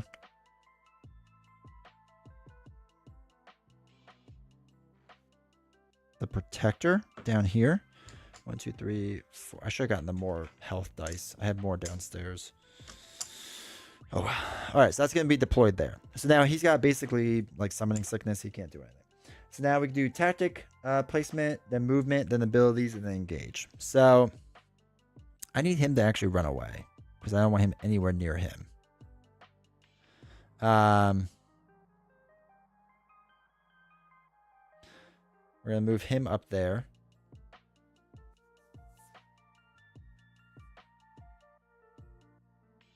I'm actually thinking of almost healing him right away. Could you spawn by bandit? So my only spawn points right now are here. And yes, I could spawn by the bandit, but I really don't want to because he's just going to attack me. And I can't attack with him yet. So the warrior goes there. Do we want to heal this warrior? No. All right. So now you can use abilities. Which we can't do anything with that. We can't do anything with that. That's fine. We haven't done any damage yet. So that's basically all we can do. We can't engage because we're not far enough or close enough yet. So now the arena would go next. One thing is if you're in the spot, you lose 1 health. So that does help us out. All right. So the bandit is going to move. I think it's arena units move towards active shard and then the weakest opponent. So he can move 2 spaces, 1, 2. He is not within range to get to the warrior, so he doesn't do anything yet. So we don't have to worry about that. All right, cool. And that was 1 full round. So now, or I guess that was the second full round. So now we're going to do the Titan, who again kind of rolls these same dice. So we just black. You can just set these aside probably because you probably will just re-roll these a bunch of times. Okay, that's at least better. So green dice, we had 1 hit. 1 hit, Shycob moves up to 1 hex and attacks. Well, that's unfortunate because he's going to move right here and probably kill this guy. So he's going to move right there. Actually, let's have him move up here. He's going to move his 1 hex and he attacks with black and blue, which rolls 1 hit. Okay, that's fine. So we lose 1 life. So that was his attack. We did our 2 greens, so we're done there. Now we do black and blue. He didn't roll a blue, but he did roll a black. So only black hits, Spear Trap activates, which is roll. Oh, we were supposed to do that twice before. That's my bad. All right, so it rolls a 6. 6 is this direction. So this goes this way, this goes this way, this goes this way, this goes this way. So it doesn't do anything. My apologies. I should have also triggered it twice last time, and I didn't. Probably wouldn't have made much of a difference, but still. All right, so that was the black one. And then yellow, 1, we deploy a unit. All right. I may have to run down and get more health chips for these guys. Yeah, because we don't have enough. Okay. Good. So now it's our turn. We can deploy. So we can only really deploy in this spot. And I think we're going to do the Hoplomachus guy. With 3 life. And of course, if you have any questions, I'll be happy to answer it. All right, so movement.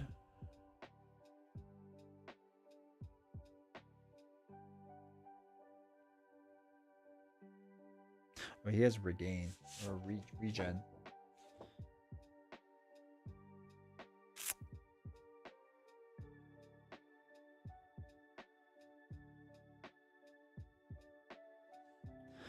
All right. Oof. Okay, I think what we're gonna do is we are gonna deploy tactic placement. I think I want to do a tactic. I think I'm gonna heal this guy too with my chip. So I'm gonna lose this. And we're gonna heal too.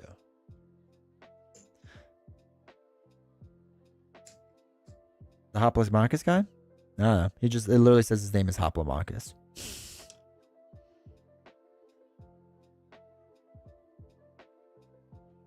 So I don't know. All right. All right. So we did a tactic chip. We're gonna do a movement of 2. So 1, 2. Okay. He does this movement. We're gonna do a movement here on this one. Sorry, we did a movement, tactic placement. Now we do our abilities. We don't have any abilities, right? No, that would be a little A. He has an A, so we don't do that. Okay. Now we can do our attacks. Or sorry, our engages. So we're going to engage first with him. What he does is he has a black, a blue, and a yellow. So black, blue, yellow. We're going to engage this guy right here. All right, so we have 2 hits. So it moves 2 blues from there. Now, what happens is whenever you deal damage, has solo play? Yeah, sure does. Also, welcome, noob. Whenever you deal damage, you get to pick one of these things and then move up on its track. So I want to be able to activate my heroes. So we did 1 damage, 2 damage. So that's what this little, oh, it's kind of hard to see, but it's like a little gemstone you have so you can keep track of things. We want to eventually be able to activate our heroes so we can get them out there because you're your strongest person. So, you know, might as well, right? So that's that. Now he's going to engage with just a black die and we're going to attack this one. So gets us 1 hit. That goes away. We get to move us up. So now we're in our 3rd spot. All right, cool. That's it. Now the arena goes. He loses 1 of his life. So that's nice. He is going to target the weakest opponent, which actually... So what's nice is now I can pick which one is the weakest, because this is 3 and this is 3, so I can have them go either way. And I can split them. So I can have him go this way and this guy go this way, because it's not based off of closest. Like, so it tells you what they would go after down here, so you can tell. So Shotgun will always go towards the weakest opponent, so that'll depend on what the hits is. Curious to know why there isn't cries on the dice and just single hits. Curious to know why there isn't cries on the dice. Oh, crits? Nah, yeah, it's just single hits. Everything has just single hits, right? There's no critical hits in Hoplo. Right? Yeah, there's none.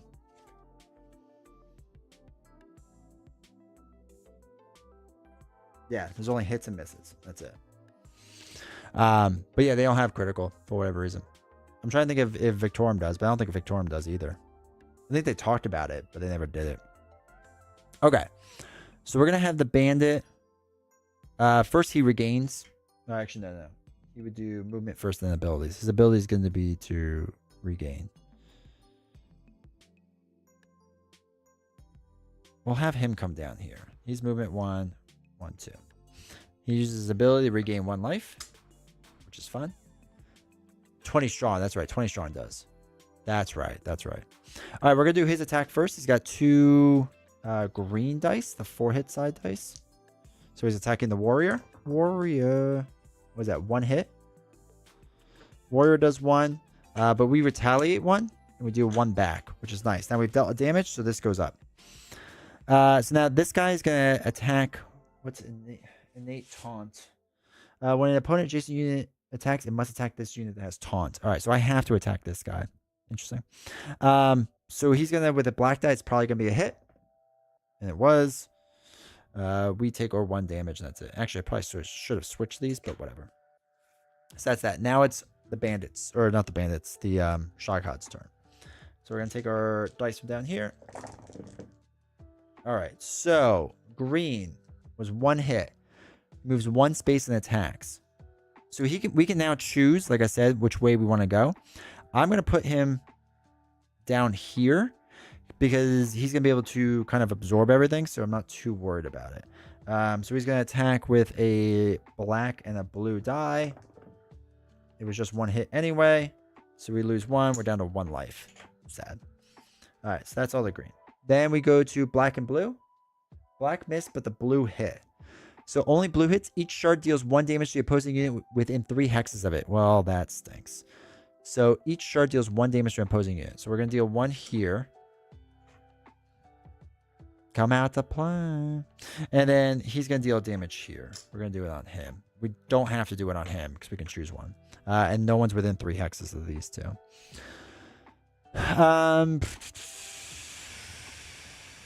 That's that. And then he doesn't send anyone else out, so he is done. Let me just check something. Retaliate. After his unit is dealt damage from an attack. I don't think... Oh, no, it deals 1 damage.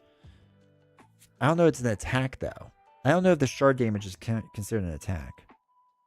I feel like it's not. So we're just not going to do that. But maybe it does, and I'm hamstringing myself, but whatever. All right, so that was the end of Shoghod's turn. Now it's our turn. First thing we got to do is deploy. I'm going to get another warrior out there. With 3 life. Okay. I'm going to move this guy 1, 2. What's tactical? Isn't that something you do right away? Yeah, I can just move on as deploy. Okay, that's fine. Move him up 1, just kind of away from things.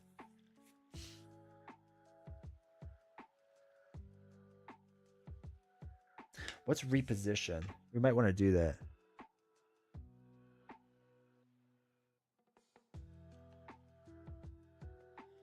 This unit may immediately move a number of hexes up to its movement. Trigger if this unit cannot make an attack. This unit identifies a mark for this movement. I'm not 100% sure even what reposition does. It used to be you could swap spots, but I don't think I'll let you do that anymore.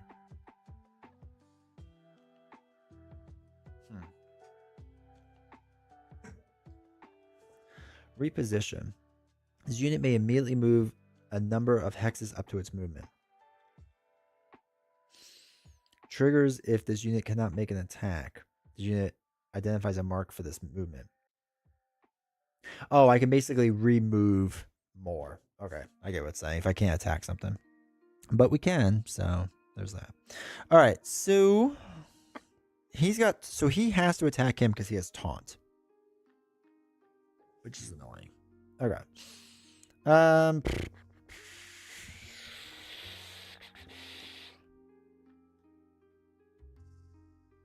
One thing I want to see really quick.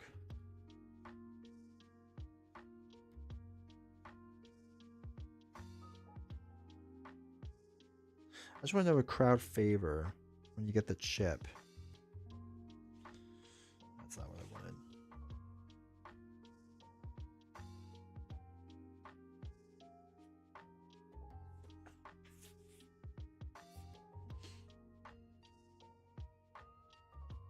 Wait, were you not supposed to get a support right away? Why does it say gain the support chip?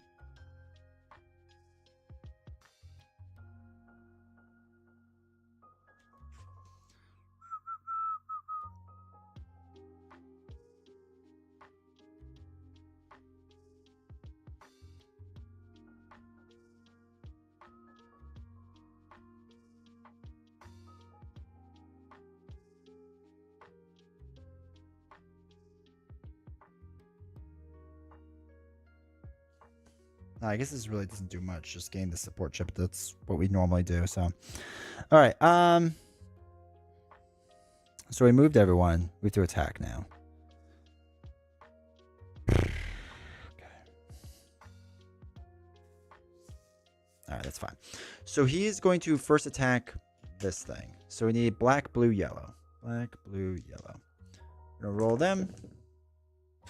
One hit. It's pathetic.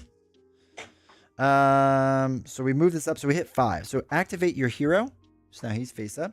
You may use all outer deployment hexes, which is nice. And then we get the Sentinel chip. Now, in doing so, I can't remember support chips. Only games that take place in the Coliseum area include support chips. These are double-sided chips that have footholds on one side and Sentinel units on the other side. There were 4 red and 4 blue.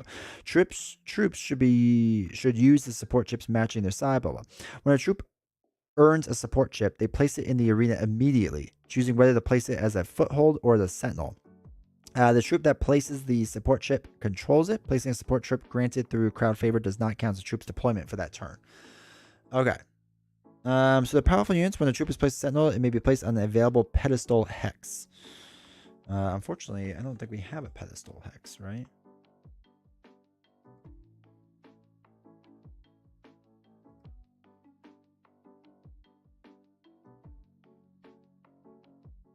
That's where the shards go. Can you place it on a shard as well? You can't, right?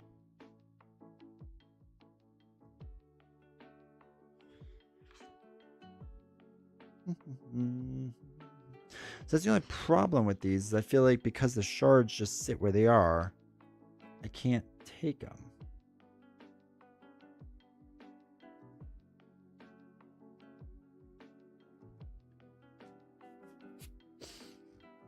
I remember this being an issue.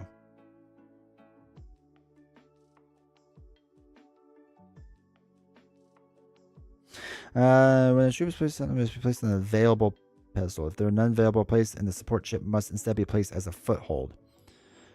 All right, that really stinks. So we have to place it as a foothold. The problem is, I don't think we can ever get the sentinels out there.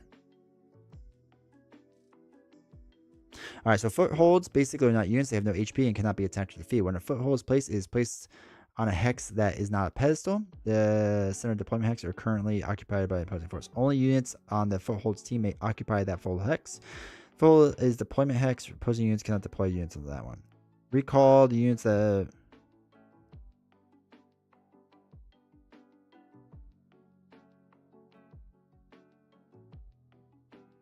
Yeah. Yeah, that's fine. Yeah, it's annoying. All right, so he has to be a foothold. I think we'll do it here-ish. Have to make them go around a little bit. I don't know. All right, so that clears that out at least. So that was that. Now Hoplomachus guy's got to go. So he is going to, what is it? Green die. He's got to attack the bandit, who has 1 hit. So we deal damage. What do we want to do next? Add 3 HP probably. Just want to see something really fast.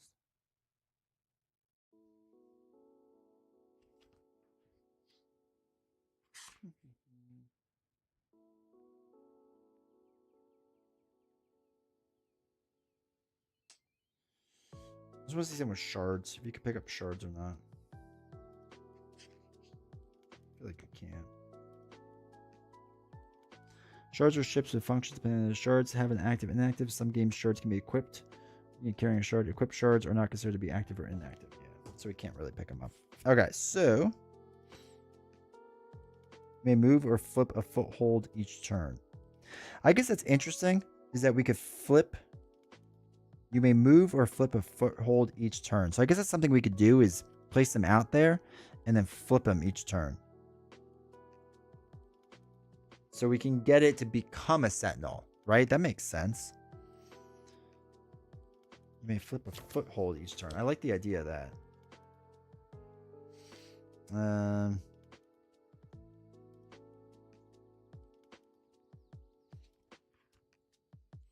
Let's just make sure that works the way I think it was.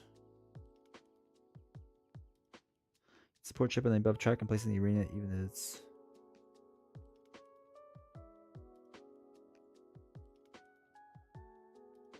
Alright.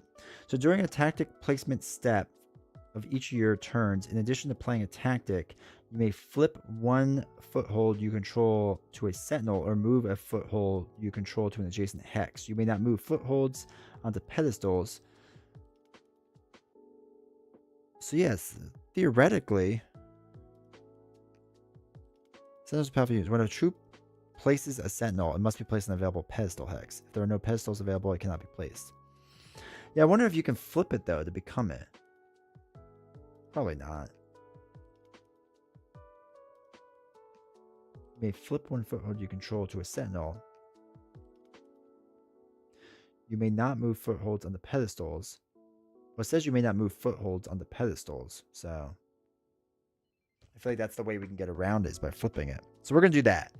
The reason being is because you can move in 1 space and you can flip them over, but I can't move it onto a pedestal, so thus you wouldn't be able to flip it that way anyway, right? That logically makes sense.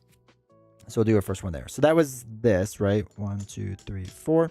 He's just going to heal life, which is annoying, but whatever. All right, so then we're going to deal 1 damage to this guy. Good. That's that. Let's move to the second one. Okay, cool. So now it's the arena's turn. We'll do him first. Quick strike doesn't matter right now, right?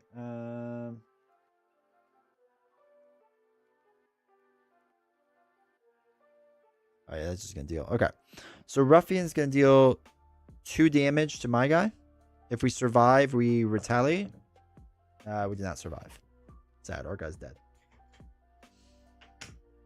Sad. Bandit's gonna regain 1 life. Attack Hoplomachus guy for 1 black. It's probably gonna knock him out. Oh no, he misses. Okay, cool. So that's good. And those are the only 2 ones, right? Nothing else. Yeah. All right. So our main guy goes now. He's gonna roll all, or the main Titan's gonna go. Wow, he rolled a lot of misses. That's nice. So the only thing he got was 2 greens, which means Shy Guy moves up to 3 hexes and attacks. Then each arena unit performs its movement. So he's going to move 1, 2. We're going to probably have him attack Hoplomachus guy. Everything else was a miss, fortunately. So he's going to use a black and a blue. And yeah, he gets the hits. So he wins. Knocks out another one of my guys, unfortunately. Okay. Now it's our turn. So we can do our deployment. Now we can use any space now in our deployment because you may use all outer hexes. So I think what we're going to do is we're going to deploy our hero. We gotta get him out there, get some damage done. So it's 1, 2, 3, 4, 5, 6. So we can use him on that space. This way we keep him away from, actually keep him over here. Sorry. So that's kind of like away from everyone. So don't have to worry about that. All right. So now movement. 1, 2. Then 1. We'll bring him down here. So he's going to deal 1 damage here with the black die. Misses. Of course he misses. And that's it. Now the arena is going to go. They're going to move. So they're going to target the weakest opponent. 5 life. He's going to target this one. So 1, 2. He's going to go 1, 2. Because again, he's going to target over here. And that's it for all of them. Okay. Now our guy goes. Our arena guy goes. Okay, so we got our 2 green. Shy guy moves up to 3 hexes and attacks. 1, 2, 3. 1, 2, 3. He's not far enough along to attack. And then everyone else does their movements. So 1, 2. 1, 2. So he goes there. That's done. Black and blue. There is a black. Spear trap activates. So we have to roll our die, which is a 6. So 6 is this way. So nope. It hits the opposite unit. So this is the right unit. So it doesn't damage them. Nope. Nope. Okay.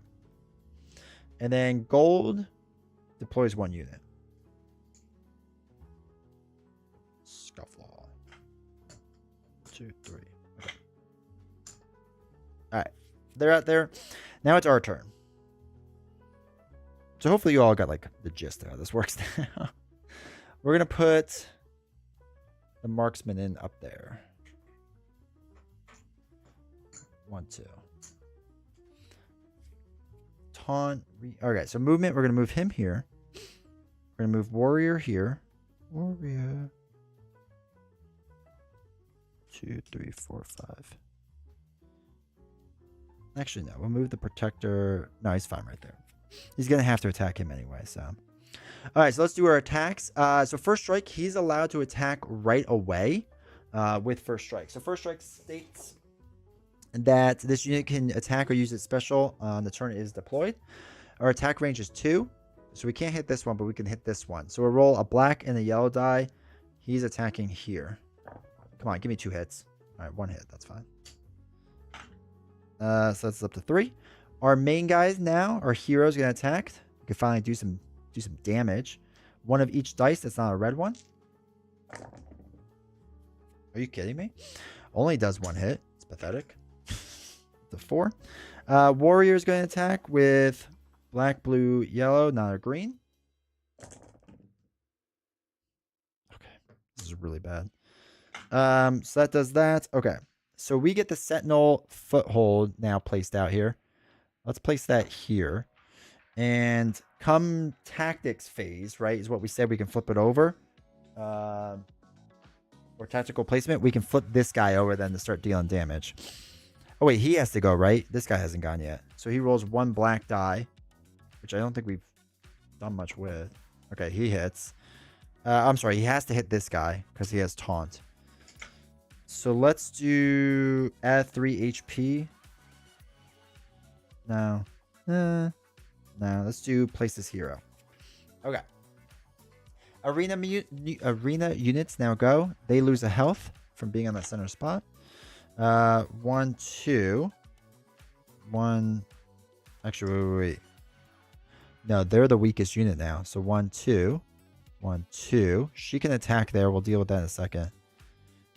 He's going to work his way up there. All right, so that's everyone. She does black and blue to try to attack my marksman. Let's not knock him out. Oh, double miss. Let's go. Okay. That does all that. All right. So now his turn. So I hope you all can see now, like, I was rough with the rules in the beginning, but like once you get into playing, like it's pretty smooth sailing. All right, these were all misses. Okay. So 2 greens. Shy Cat moves up to 3 hexes. He's going to target the hero. So he's going to go for a hero now. 1, 2, 3. And then each arena unit performs its movement. So 1, 1, 2, 1, 2. There's no one else left. And black one is Spear Trap. So roll roll an arena die. It's a 5. Which way is 5? 5 is this way. No. Yes, this hits him for 1. And that hits my hero, sad, for 1. Okay. So now we do deployment. Let's deploy this guy here. And now we're officially out of units. Okay, so really quick, we said you may flip a foothold over. So, during the tactic placement step of each of your turns, in addition to playing a tactic, you may flip one of your foothold you control to a sentinel, or move a foothold you control to an adjacent hex. You may not move footholds onto pedestals, the center deployment hex, or a hex occupied by an opponent. All right, cool.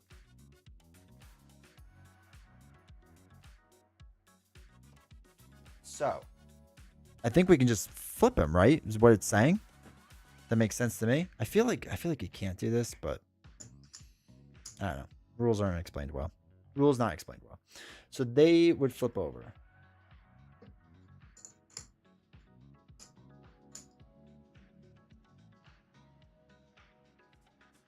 Because we're not deploying a unit, right? I just want to...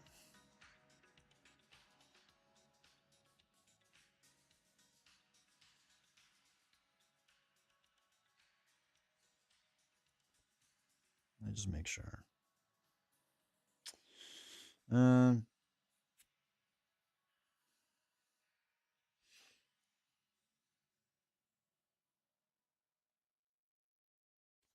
I mean, we're not placing it. We're just flipping it. So. All right. So again, that might be... When this is up on YouTube, YouTube rules people, you can correct me if I'm allowed to like use these or not. But yeah. That's just how I read it. Unless it's saying that you have to flip it over and then you can place it in one of these spots. But I don't know if that 100% makes sense to me. So whatever. All right. So we have that. Tactic. All right. Movement, then abilities. So we have to move.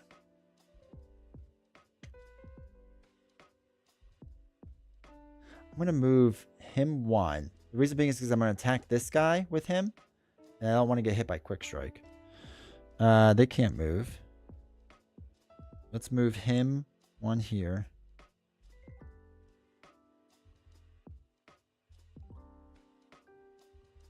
They're fine where they are.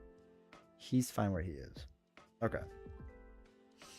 So, now it's our abilities. He regains 1.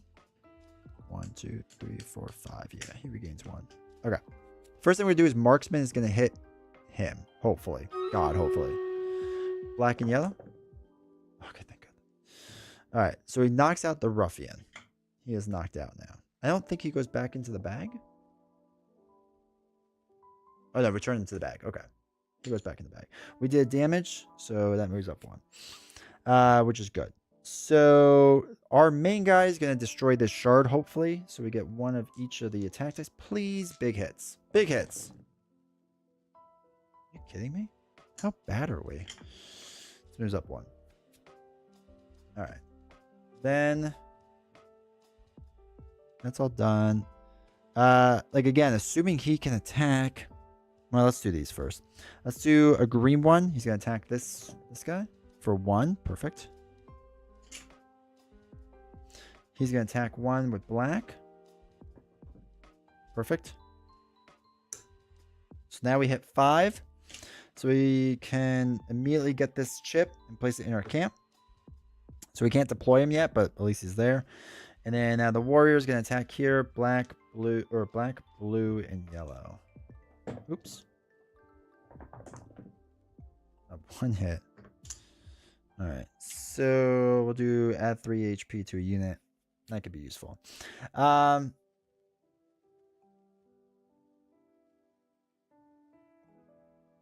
right, hold on. I'm gonna try to look up the rules really fast now while we do Stream Raiders.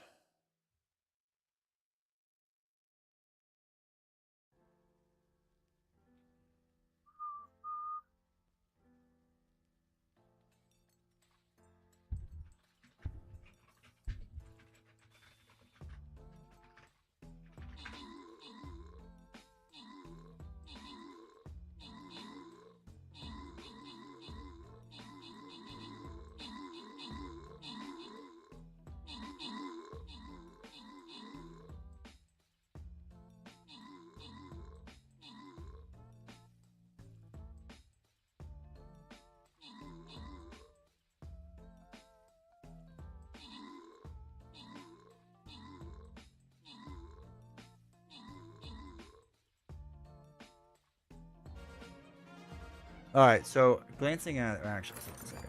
Good job, we won, chat.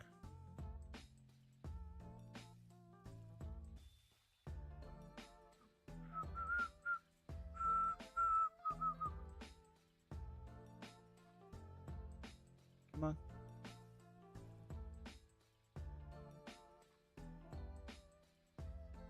Cool.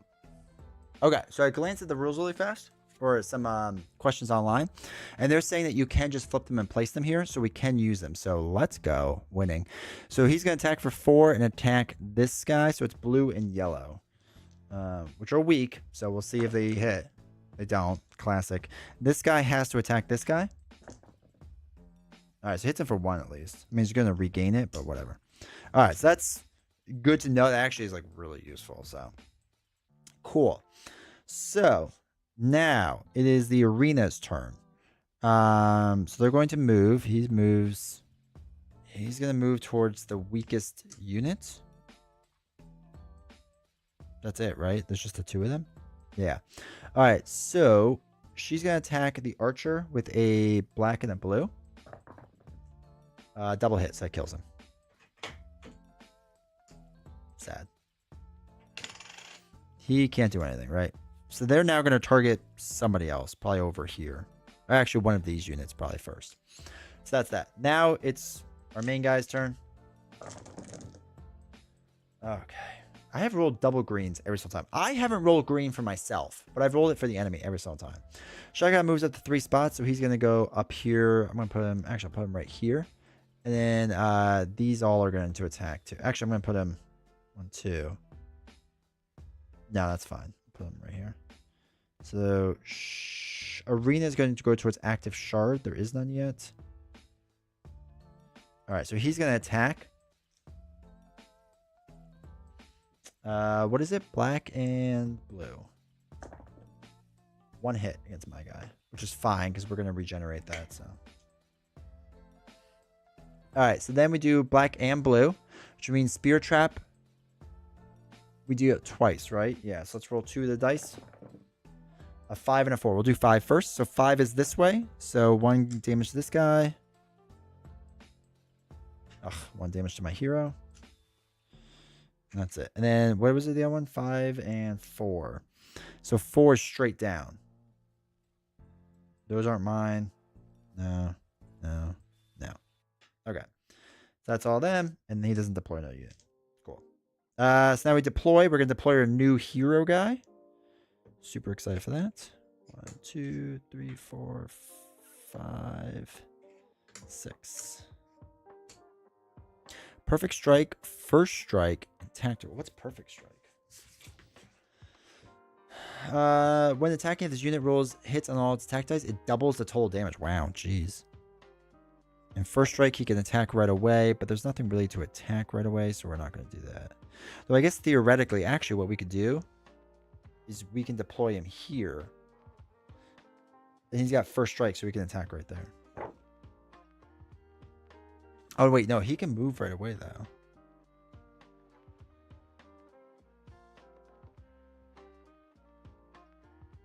No, let's do it here. Yeah, we're going to put him right here so we can attack this guy. All right, that's our deployment. Then we do our movement. He's fine where he is. He's fine where he is. He can't move. He is literally stuck in a corner. So So he can't do anything, which is fine. Okay.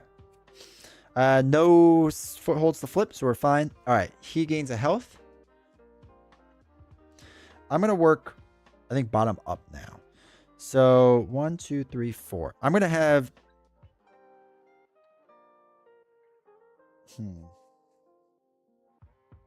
Let's have this guy attack this shard first for blue and yellow. And I'll flip over the chip when I'm done. All right, so 1 hit. Let me just flip this over for a second so I can keep track of things. So 1 hit moves us up 1. We'll have this guy attack this shard next. So it's just a green. All right, he got hit. Good. Okay, so this makes this now an active shard for us. 1, 2, 3, 4, 5, which is actually kind of massive, and we'll get into why in a second. So we finally have an active shard. He can't attack the active shard, so that's fine. We're going to have our warrior attack this shard right here. Black, blue, yellow. And if he hits triple, it's massive. Okay, 2 is not bad. 2. All right.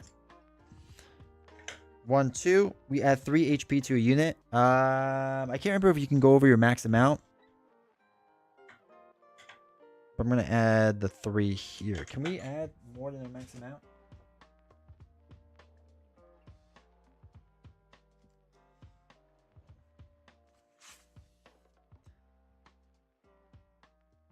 This HP may exceed its health. Perfect. So we'll add 3 to our hero, right? Our hero's our strongest one. We might as well make them stronger. All right, so that flips them over. Also, we gained this sentinel. So we can place them probably like there-ish. We don't flip. Well, we will. No, we won't flip that one over. So we'll just put that in there so we know. All right, so that's that guy. He can't do anything. Okay. So we're going to do black and blue. And if he hits both hits, they double on this guy. So we're going to attack the bandit. Okay, that worked out well. Actually, the bandit should have recovered probably 1 health from before. 1, 2, 3. Actually, probably should have recovered 2, to be honest. So, perfect strike doubles the total damage. So it's 2 damage, so it does 4. 1, 2, 3, 4. Pretty sure he should have full health because of recovery, and I've just been forgetting to do it. So that's 1, 2, 3, 4. And then we're going to have this sentinel try to hit him from here. So it's blue and yellow. 1, 2, 3, 4. He's got 4 range. Hit 1. All right, good. 1. So that knocks out this bandit, which is huge. And then we get this support chip now. So we can't do anything else on this track. We'll put this support chip here. Okay. And then now our hero can go. Taunt. We don't want to taunt. It doesn't really matter. So we're going to hit. Oh, he hit already. So we get each one of ours. We can't hit a shard, so we might as well try to hit this shard up here for 2. All right, so we got the hits. Perfect. Okay, well, we are out of life now. So 1, 2, 3, 4. And I'll put a red chip there so we know it's supposed to be ours. We're just out of poker chips. This is why you should buy 2 sets. Actually, I don't think it will fit in the box. So. All right, let me just flip over all my things again. Oh, wait, he has to come in with life, too. 1, 2, 3. I have to remember that's my guy. Oops. That's active. Okay, and this guy flips over. All right, Arena now goes. She will actually attack the active shard and not me anymore. So she's going to attack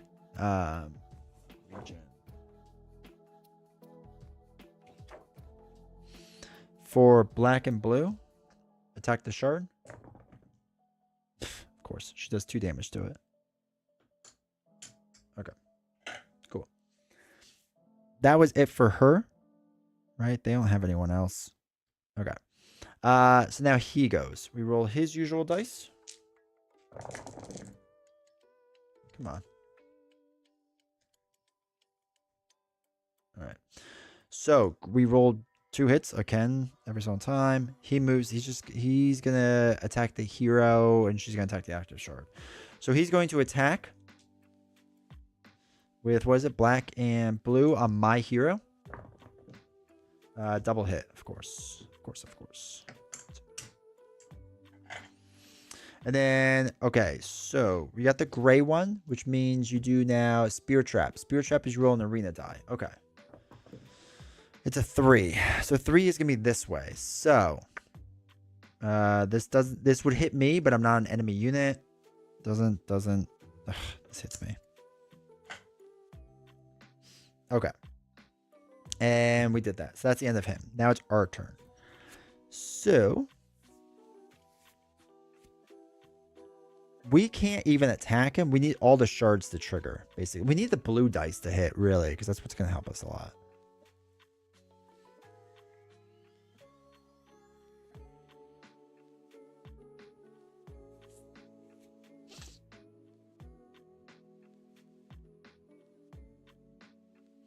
We'll do 1, 2. Move this guy over to this shard. They're all good with they. Actually, we can move this guy up 1. We can move this guy up 2. He's going to stay there. He's going to stay there. They're going to stay there. Okay.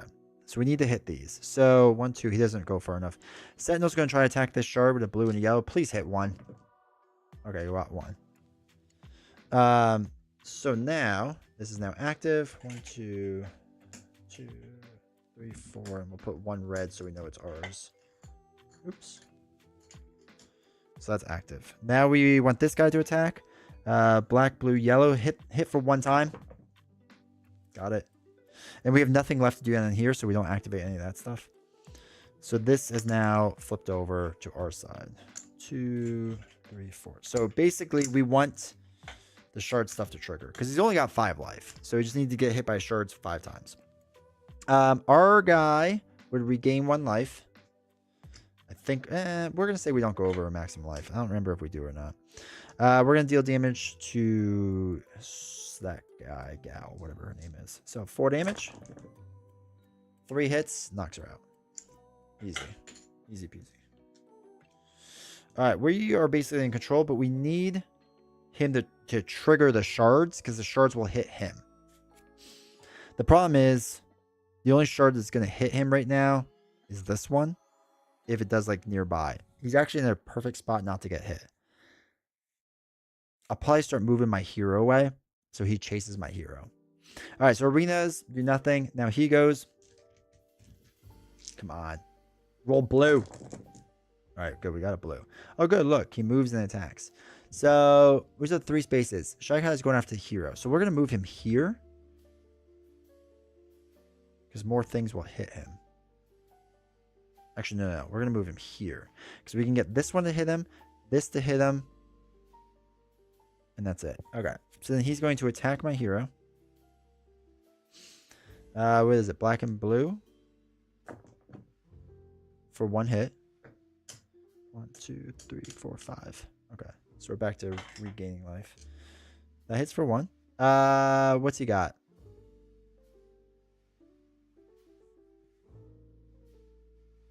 All right, so we have to roll the arena die to see which way the shards go. It's a 6. 6 is up left. Everything misses him, so that's fun. And, oh, we have to do it twice, right? Because black and blue both hit. Yeah, they both hit. So do it again. 3. What's a 3? Down right. Doesn't hit him. Sad. And then 1 yellow, we get 1...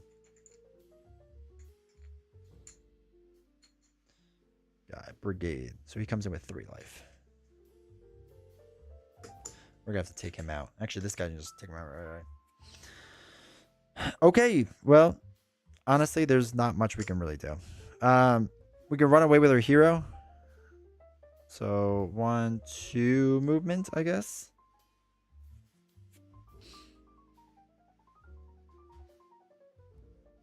Maybe down here instead. 1, 2. Yeah, I don't know. I don't think it really makes a difference. We regain 1 life.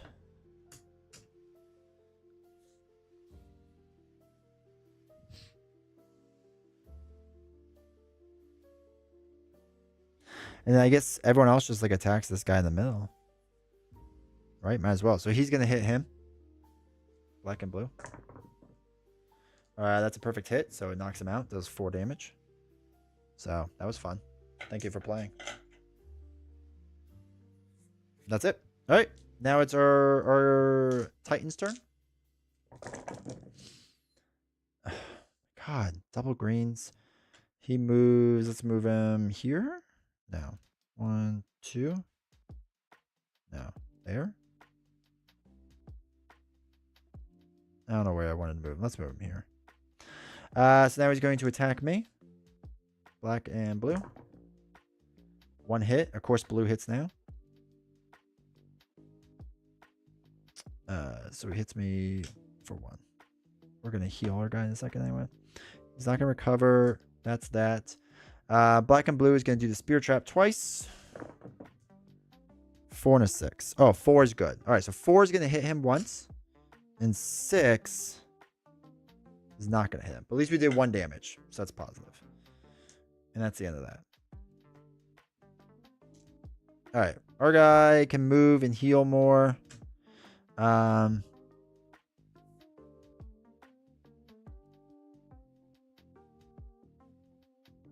going to move our guy right there. And that's it. Nothing else to do. We can't attack anything because we're too strong right now. Oh, wait. We were supposed to flip this guy over a while ago. I mean, it doesn't really matter because it doesn't make a difference to what we're doing. But we would have another sentinel. Okay, cool. He dies. He dies. All right, so now it's our enemy's turn. Give me some blues and not a black. All right, so again, he's going to move 1, 2. We want him here because there's not really extra ways he can get hit. I don't know what my thought process was. All right, so he goes there. He's going to attack black and blue. 1 damage to us, which is fine. We're going to recover that in a second. All right, so that's that. He is going to spawn someone. Black and blue means we roll the spear die thing twice. So 5 and a 1. 1 is straight up. Nope. 5 is this way. Nope. Yeah, he's actually in a bad spot. We don't want him there. And he's going to spawn 1 random chip out. And we're just going to eventually kill this guy. By eventually, I mean like right away.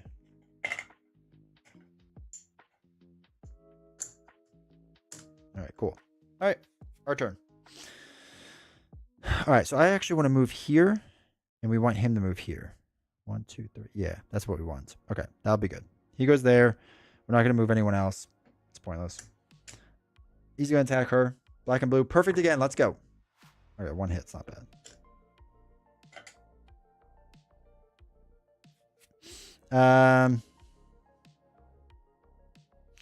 All right, so all the sentinels are going to roll and try to hit for blue and yellow. So we're just going to do it 1, 2, 3, 4 times. We need to do 2 damage. Now, 1, 2, 3. Are you kidding me? Okay, we rolled zeros every single time. That's cool.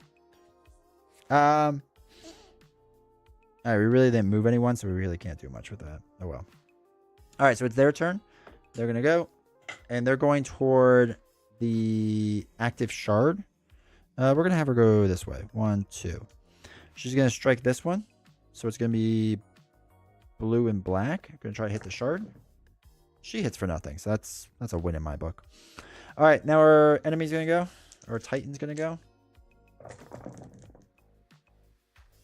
All right, so only 1 green means he moves 1 space and attacks. So he's going to move there. Attack black and blue. He can attack us. That's fine. Oh, of course, we roll blue now. So it's 2 damage. So 1, 2. Take a 1 back. Put 1 there. All right. So he hits the black, not the blue. Which means we rolled a spear die 1 time, I think. Spear trap. A 3. What's a 3? Down right. Does she get hit? No. No. No. Okay, lame. And then we spawn another unit. Let's see what we got. The ruffian comes with 3 life. Okay. Let's do... Oops, not that one. Let's do Hoplomachus guy here. with the ruffian. 1, 2, 1. Okay. That's good. That's good positioning. So, we'll have him do a perfect strike against him first. So it's black and blue. 1 hit. Does 1 damage to him. Hoplomachus guy is going to roll a green. Try to hit this guy. 1 hit. Alright, we'll do Protector. 1 damage against her with a black die. Good, we got it. So she's dead. Alright, so that means all of our Sentinels can attack now. So we're going to roll this 4 times. She needs 1 hit. There we go. We got her hit. So that's fine. He's dead. Alright. Our guy heals 1 before I forget. And that's the end of that. Now it's his turn. So there's Titans that are usually, I'm not going to lie, a little bit better than this. This is very... And this is like the beginner one, so I guess it makes sense why this is doing what it's doing. Oh, actually 2 hits for that is bad for us. Alright, so he's going to attack us. That's actually a really bad one to get. He's going to try to hit us, black and blue. 2 hits, jeez. Losing life. Alright, blue did nothing. Black, we roll the die. What's a 5? Downright. Downright doesn't hit him. Now, with the 2 yellow, the active shard closest to Shaghat flips to inactive, maintaining current HP but changing chips to blue. So this is the current, or the closest one. So that's now inactive. Alright, so it's our turn.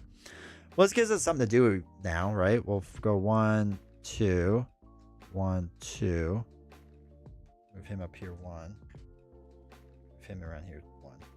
Alright, we'll have this guy try to attack this shard. Flip it over, right? So it is black and blue. It keeps the amount of health there, so it's still 3 chips. I dealt 1 damage. We'll have him try to attack here. Come on, double hit. Alright, we got 1 hit. That's something. 1, 2, 3, 4. Okay, so he can hit 2. Come on, baby. Big monies. Sure. 2, 3, 4. He doesn't reach. All right, so that's the only inactive one, which actually kind of stinks because hopefully it doesn't hit us now. But whatever. All right, his turn. Don't be just the blue. Okay, it's gonna be nothing. All right, he's gonna move a spot and attack. All this does nothing, and this is going to do something. Black and blue. He attacks me for nothing. Oh, I forgot to heal. And we get a new chip in here, which we're going to kill this thing in a second, whatever it is. 3. 1, 2, 3.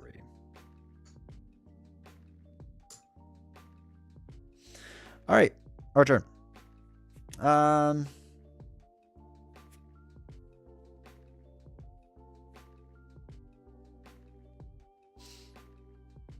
I think what we're going to do is actually reposition. So we're going to move this guy here, this guy here. And I think that's it for everyone. He healed 1, 2, 3, 4. He healed last time, so he should heal this time. 5. Okay, I think we're good now. So I want Hoplomachus guy to attack this shard.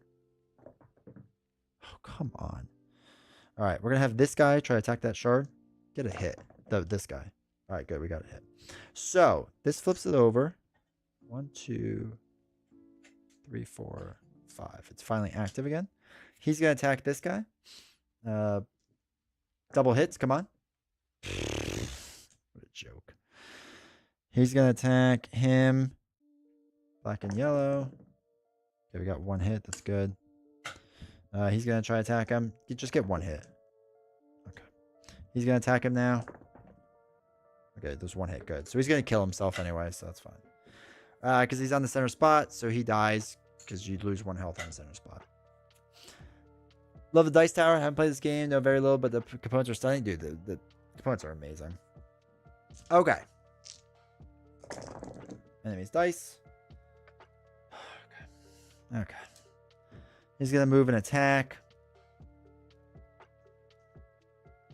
I mean, it's really just like a battle of attrition at this point. Like, we're going to win. It's going to be very hard for us to lose. But man, this is taking a while. All right, black. See which way the spear goes. 2. What's a 2? That way. I don't know if I should be moving him more toward the middle or what.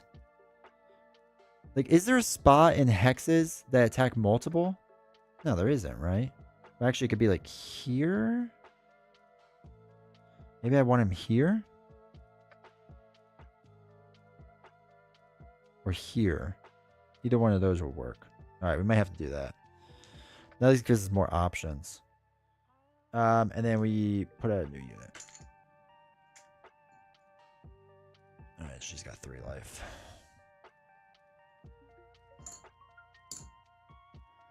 Hit like 50% of your rolls, maybe? Yeah, what are we thinking? Like around here, right? Because like, or maybe even in here. All right, so it's our turn. We're going to move. So let's move 1, 2, and we can move him at least here. All the rest of this is fine, I think. What's first strike? I wonder if... I don't think the first strike matters much with her.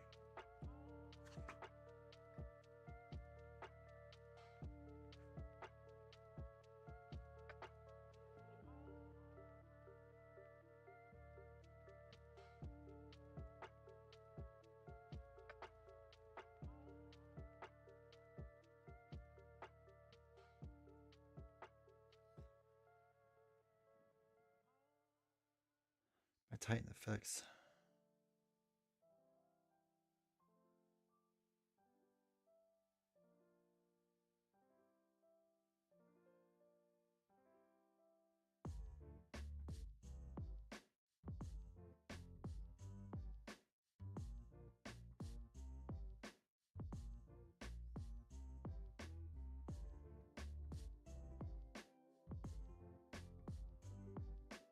Yeah, I think this isn't a Titan unit.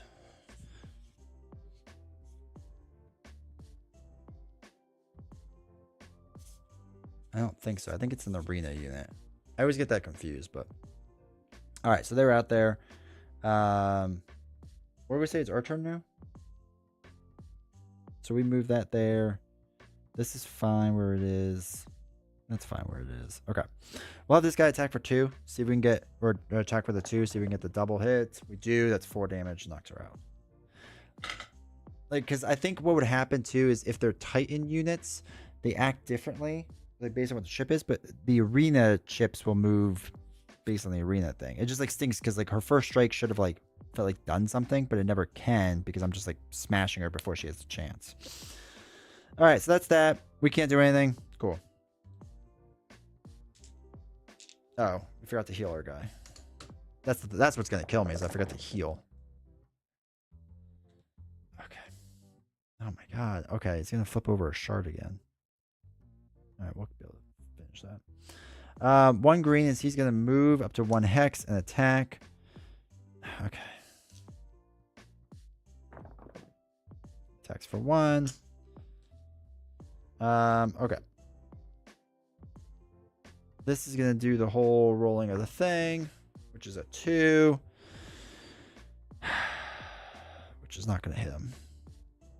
And now we flip over the closest shard. 1, 2, 3. We'll flip over this one. Okay. So that flips over. Whatever. All right. Now we would move. I'm not going to move him. I don't need to move him. That's fine where it is. So we can move here. Okay. They heal 1. We're good there. So we're going to have...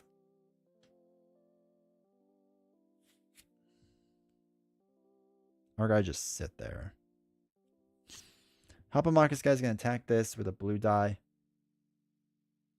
Is that blue die? No, it's green die. Sorry. Oh, yeah. Now the green die hits. 1 there. He's going to attack this with black and blue.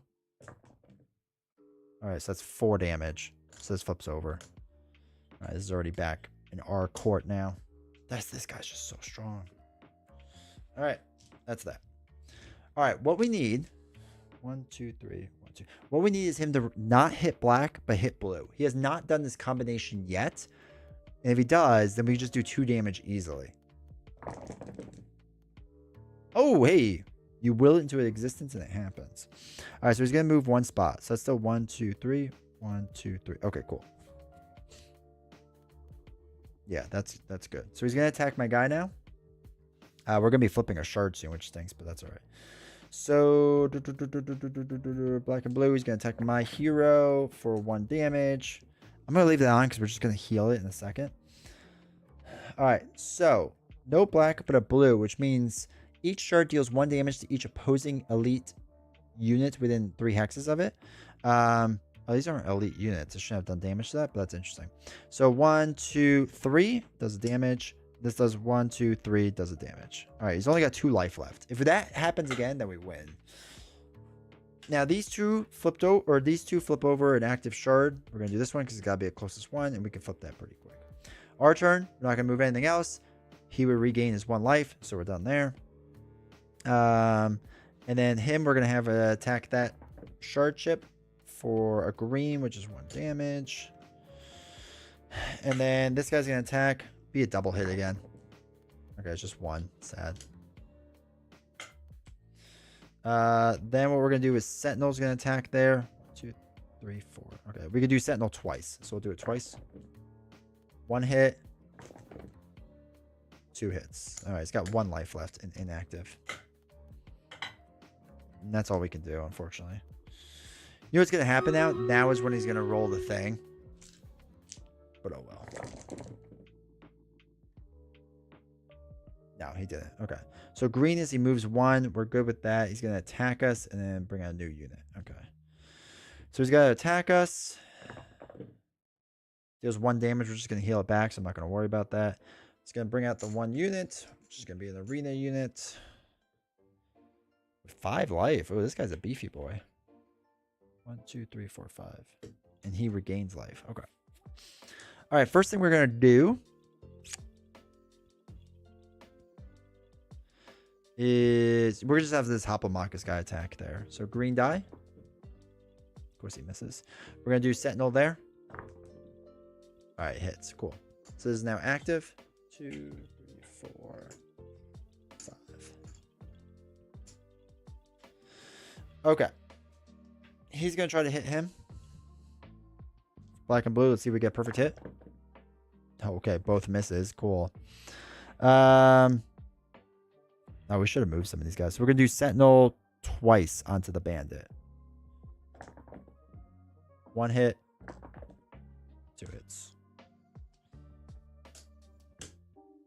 Okay. Now it's the arena's turn. So the arena is going to deal damage, but he regains the damage. So it just evens out.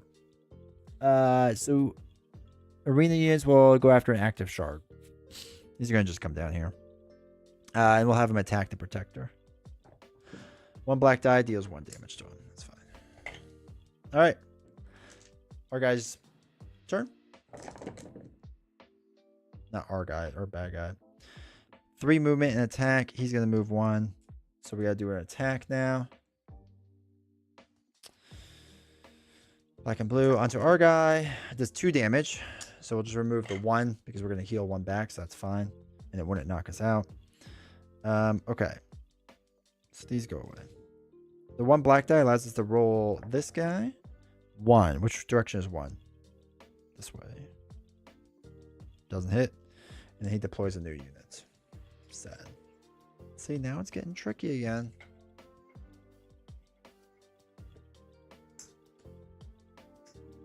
Alright, we'll be healing our 1 life, but we didn't take it away, so that's fine. 1, 2. We're going to put that there. Wait, what's first strike? Actually, first strike affects us. This unit can use... Oh, no, that's fine. 1, 2. They're all fine. They're fine, right? He didn't flip that over. Yeah, we just flipped it over, so that's fine. All right, let's attack this bandit with the protector first. Hit.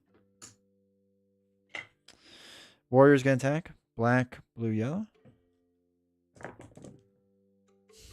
Okay. Sentinels are going to attack. They have 2 sentinels go. 1. All right, 1 hit. Perfect. Okay. She's going to get hit by this guy. Here's a black and a blue die. Perfect hits. Let's go. Okay, hits for 1.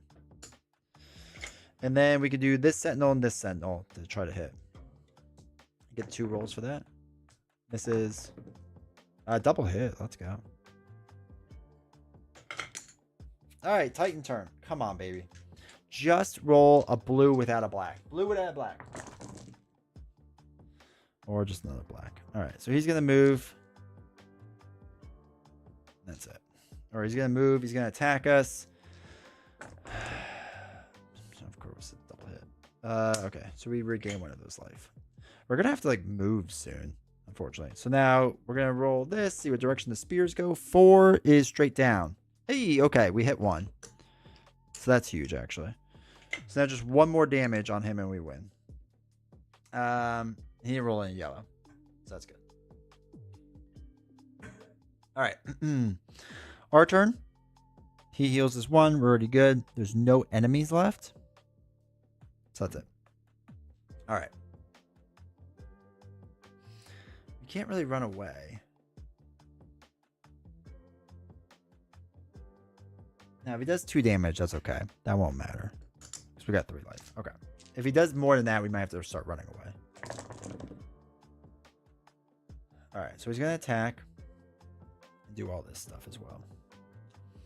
So, first, move and attack. Black and blue. Let's see what he does.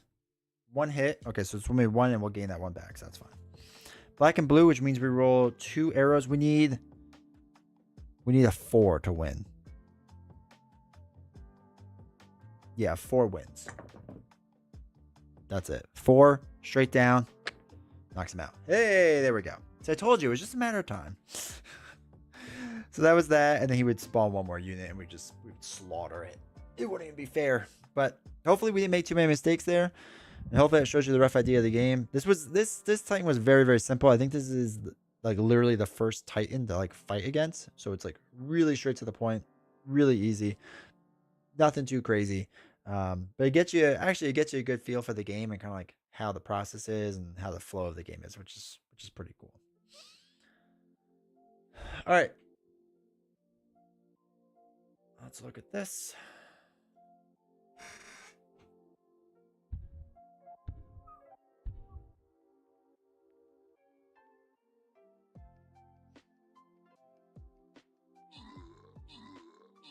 I like that we're all dazed in our spot.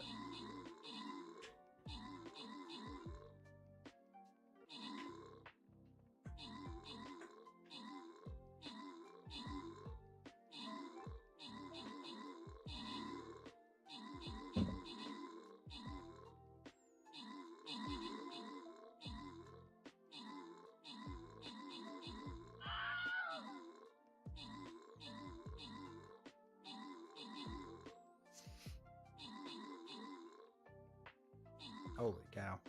They have 2 enemies. We can't kill them. There we go. Good job, chat. Cool. Go. Crushed it. Good job, everyone. All right. I didn't think it was going to take that long to do this. I didn't realize it was going to take almost 3 hours to play Hoplo tonight. I thought honestly we would have finished like 30 minutes ago. I'd be like, oh, let's play a video game or whatnot. But this took much longer than I thought. So we'll call it good there. Also, the game's super easy to put away. It's like just put poker chips back, which is one of the better things about it. But yeah, so hopefully you enjoyed the playthrough. Hopefully you enjoyed all this. We will be live again on Friday. Yeah, Friday will be live. And that will be... Would you be interested in playing the 20 strong version? Yeah, I have it. I have not done it, though. I think I only did the Too Many Bones version of it. Good times. I enjoyed it. Good. Happy to hear that. But yeah, I mean, like I said, Hoplo, this is the old way of playing. Victorum is a much deeper campaign with like a lot more going on. That's why people really like it. But Victorum, you're playing for a long time. Versus this, like you're done, right? So you don't have to worry about it too much. So pros and cons, I guess. But yeah, I do want to do the 20 strong version of it. I have it.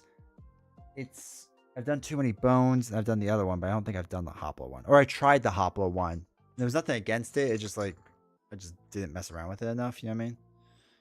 So I feel like I have to do more of that. Which maybe that's what I work on next time. Also, what's nice is, well, I'm just show the table. Like, it's so easy to like clean this stuff up. Like, literally just putting poker chips back in their slots.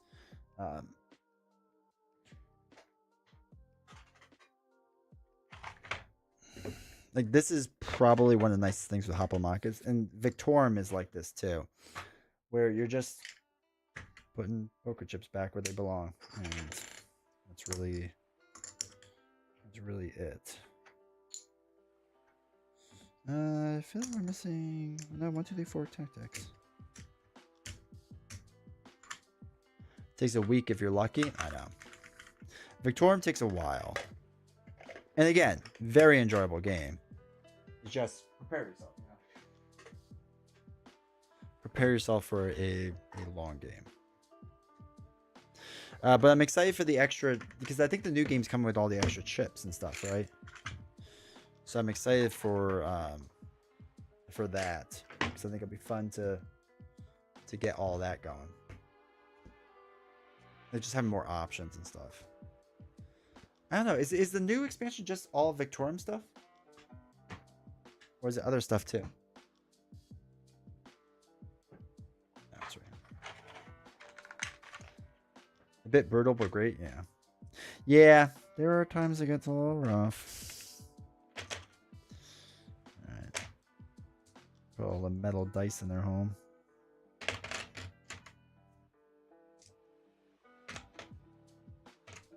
So you can fit the original dice with the metal ones, in case you're wondering.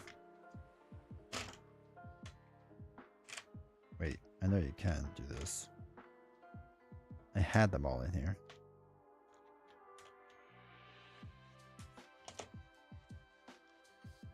Why does it look like I almost have not enough space?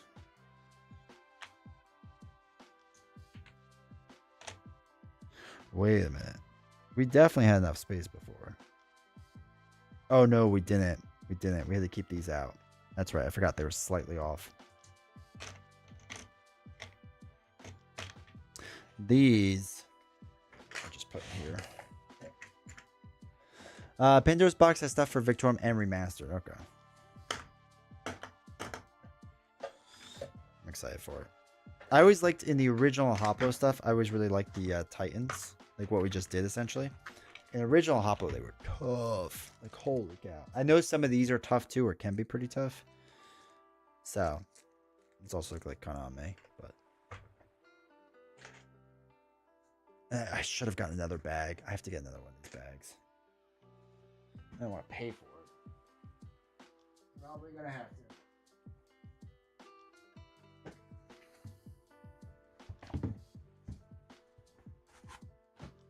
Also, the other side of this is the other map you would do. Like this is the versus map and like different arenas and stuff like that. So, and the way you play that is just like kind of going against enemies. It might be a little bit quicker than the Titans. I feel like it is. But like it's one of those good games where you just want to chuck some dice to kill some stuff, man. Oof. I feel like I didn't tight that. Wrap that tight enough.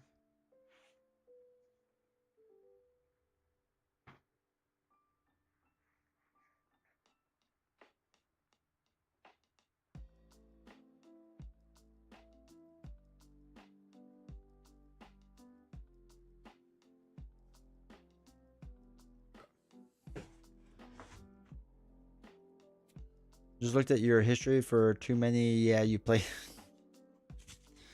I think I had Nelson play with me for a stream, because I convinced him to buy the game. I don't think he went all in, but he played it, or he bought it and played it.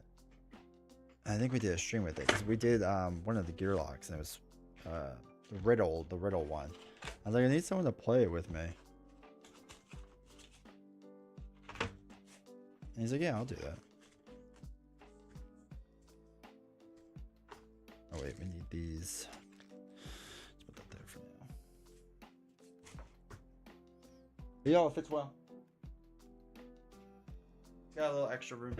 Victorum, that box is like a little like tough to put things on. Put that in the other one. Took down Road to Isengard onto the path. Nice. You and your Lord of the Rings.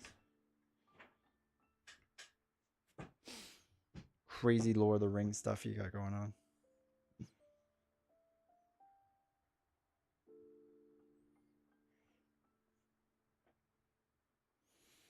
Yeah, we gotta get back into that game. I either need to get back into it or sell it. It just takes up so much space. And it's like one of those things I don't ever want to sell, but it just takes up a lot of space. I don't even know what a complete collection sells for anymore. Feels like when I lose my job and I need to go full time. That's what I'll have to do. Get G.I. Joe out before Elder Scrolls gets here. There's something about Chuck and Dice. Novels never understood it. Like I talked to her about it. She's like, why do you like those games so much? And I was like, because sometimes there's just something special about Chuck and Dice, right? It's simple. People like it. Crisp 20 for the Nightmare packs. I will give you a Nightmare pack that was knocked off for $20. I could do that. Is that a good counter offer for you?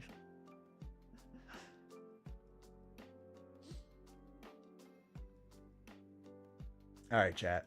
Let's get out of here. So yeah, so we'll be live Friday. Novels wants to play Marvel Champions, so we're gonna do that. No idea what. So if anyone has suggestions, I'm open for it. A good team up. I don't know who to do, to be honest. I kind of want to do someone with the new Avengers board, so I'm thinking like Avengers stuff, because we've done some of the newer stuff, and I don't think she's liked it as much. Ant-Man and Wasp, I thought about that, but we only have one big board. It's not the same. But she hasn't really liked the new heroes that much, or the new villains for that matter. So I feel like I was like gonna go pretty old school with things. And I don't know. Dustin was supposed to get me a copy of Dreadnought at Gen Con a few years ago, but I think he forgot. Yeah. I never even see the stuff there at Gen Con. Oh, no, I'm not there at Gen Con. Never mind. I was thinking PAX Unplugged. Let her play Wasp or Valkyrie. Ooh, her playing Valkyrie could be interesting. Because we've talked about that with her doing Valkyrie, but me not saying anything. Cyclops and Colossus. No, she doesn't want to do any of the new stuff. She doesn't like it. Or she hasn't liked it. Valkyrie could be interesting. Because Valkyrie's good at letting you hit things in the face. And then maybe I'll do like Captain Marvel or something. Just to control the board state while she just punches things in the face. And then we do something simple. Like Claw or maybe Crossbones. I don't think she's done Crossbones yet.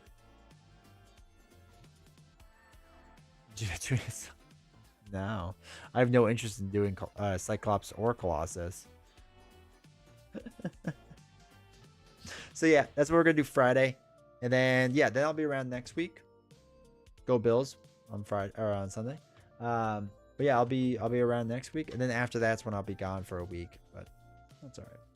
So anyway, appreciate you all being here. Appreciate you all hanging out. Make sure you join Discord if you have not done that yet. And then, yeah, we'll be live Friday. Punching and more punching is good. That's what my thought process is with her. So I appreciate you all watching. Hopefully you liked the different game. Next week, I think, is our last week of doing like different things. And then after that, well, then I'll be gone. But then after that, get Marvel Champions back in the rotation for at least one of the streams. So we have to think about what else we want to see. Like I said, there's still games to play, but I feel like I've done the major ones, which is nice. So have a great night, brother. Appreciate it. Thank you for the gifted sub, dude. Thank you for the other people for using their Prime subs. All that stuff helps out a ton. I really do appreciate it. And yeah, everyone have a good one. And I will see you Friday for Marvel Champions. Take care, everyone.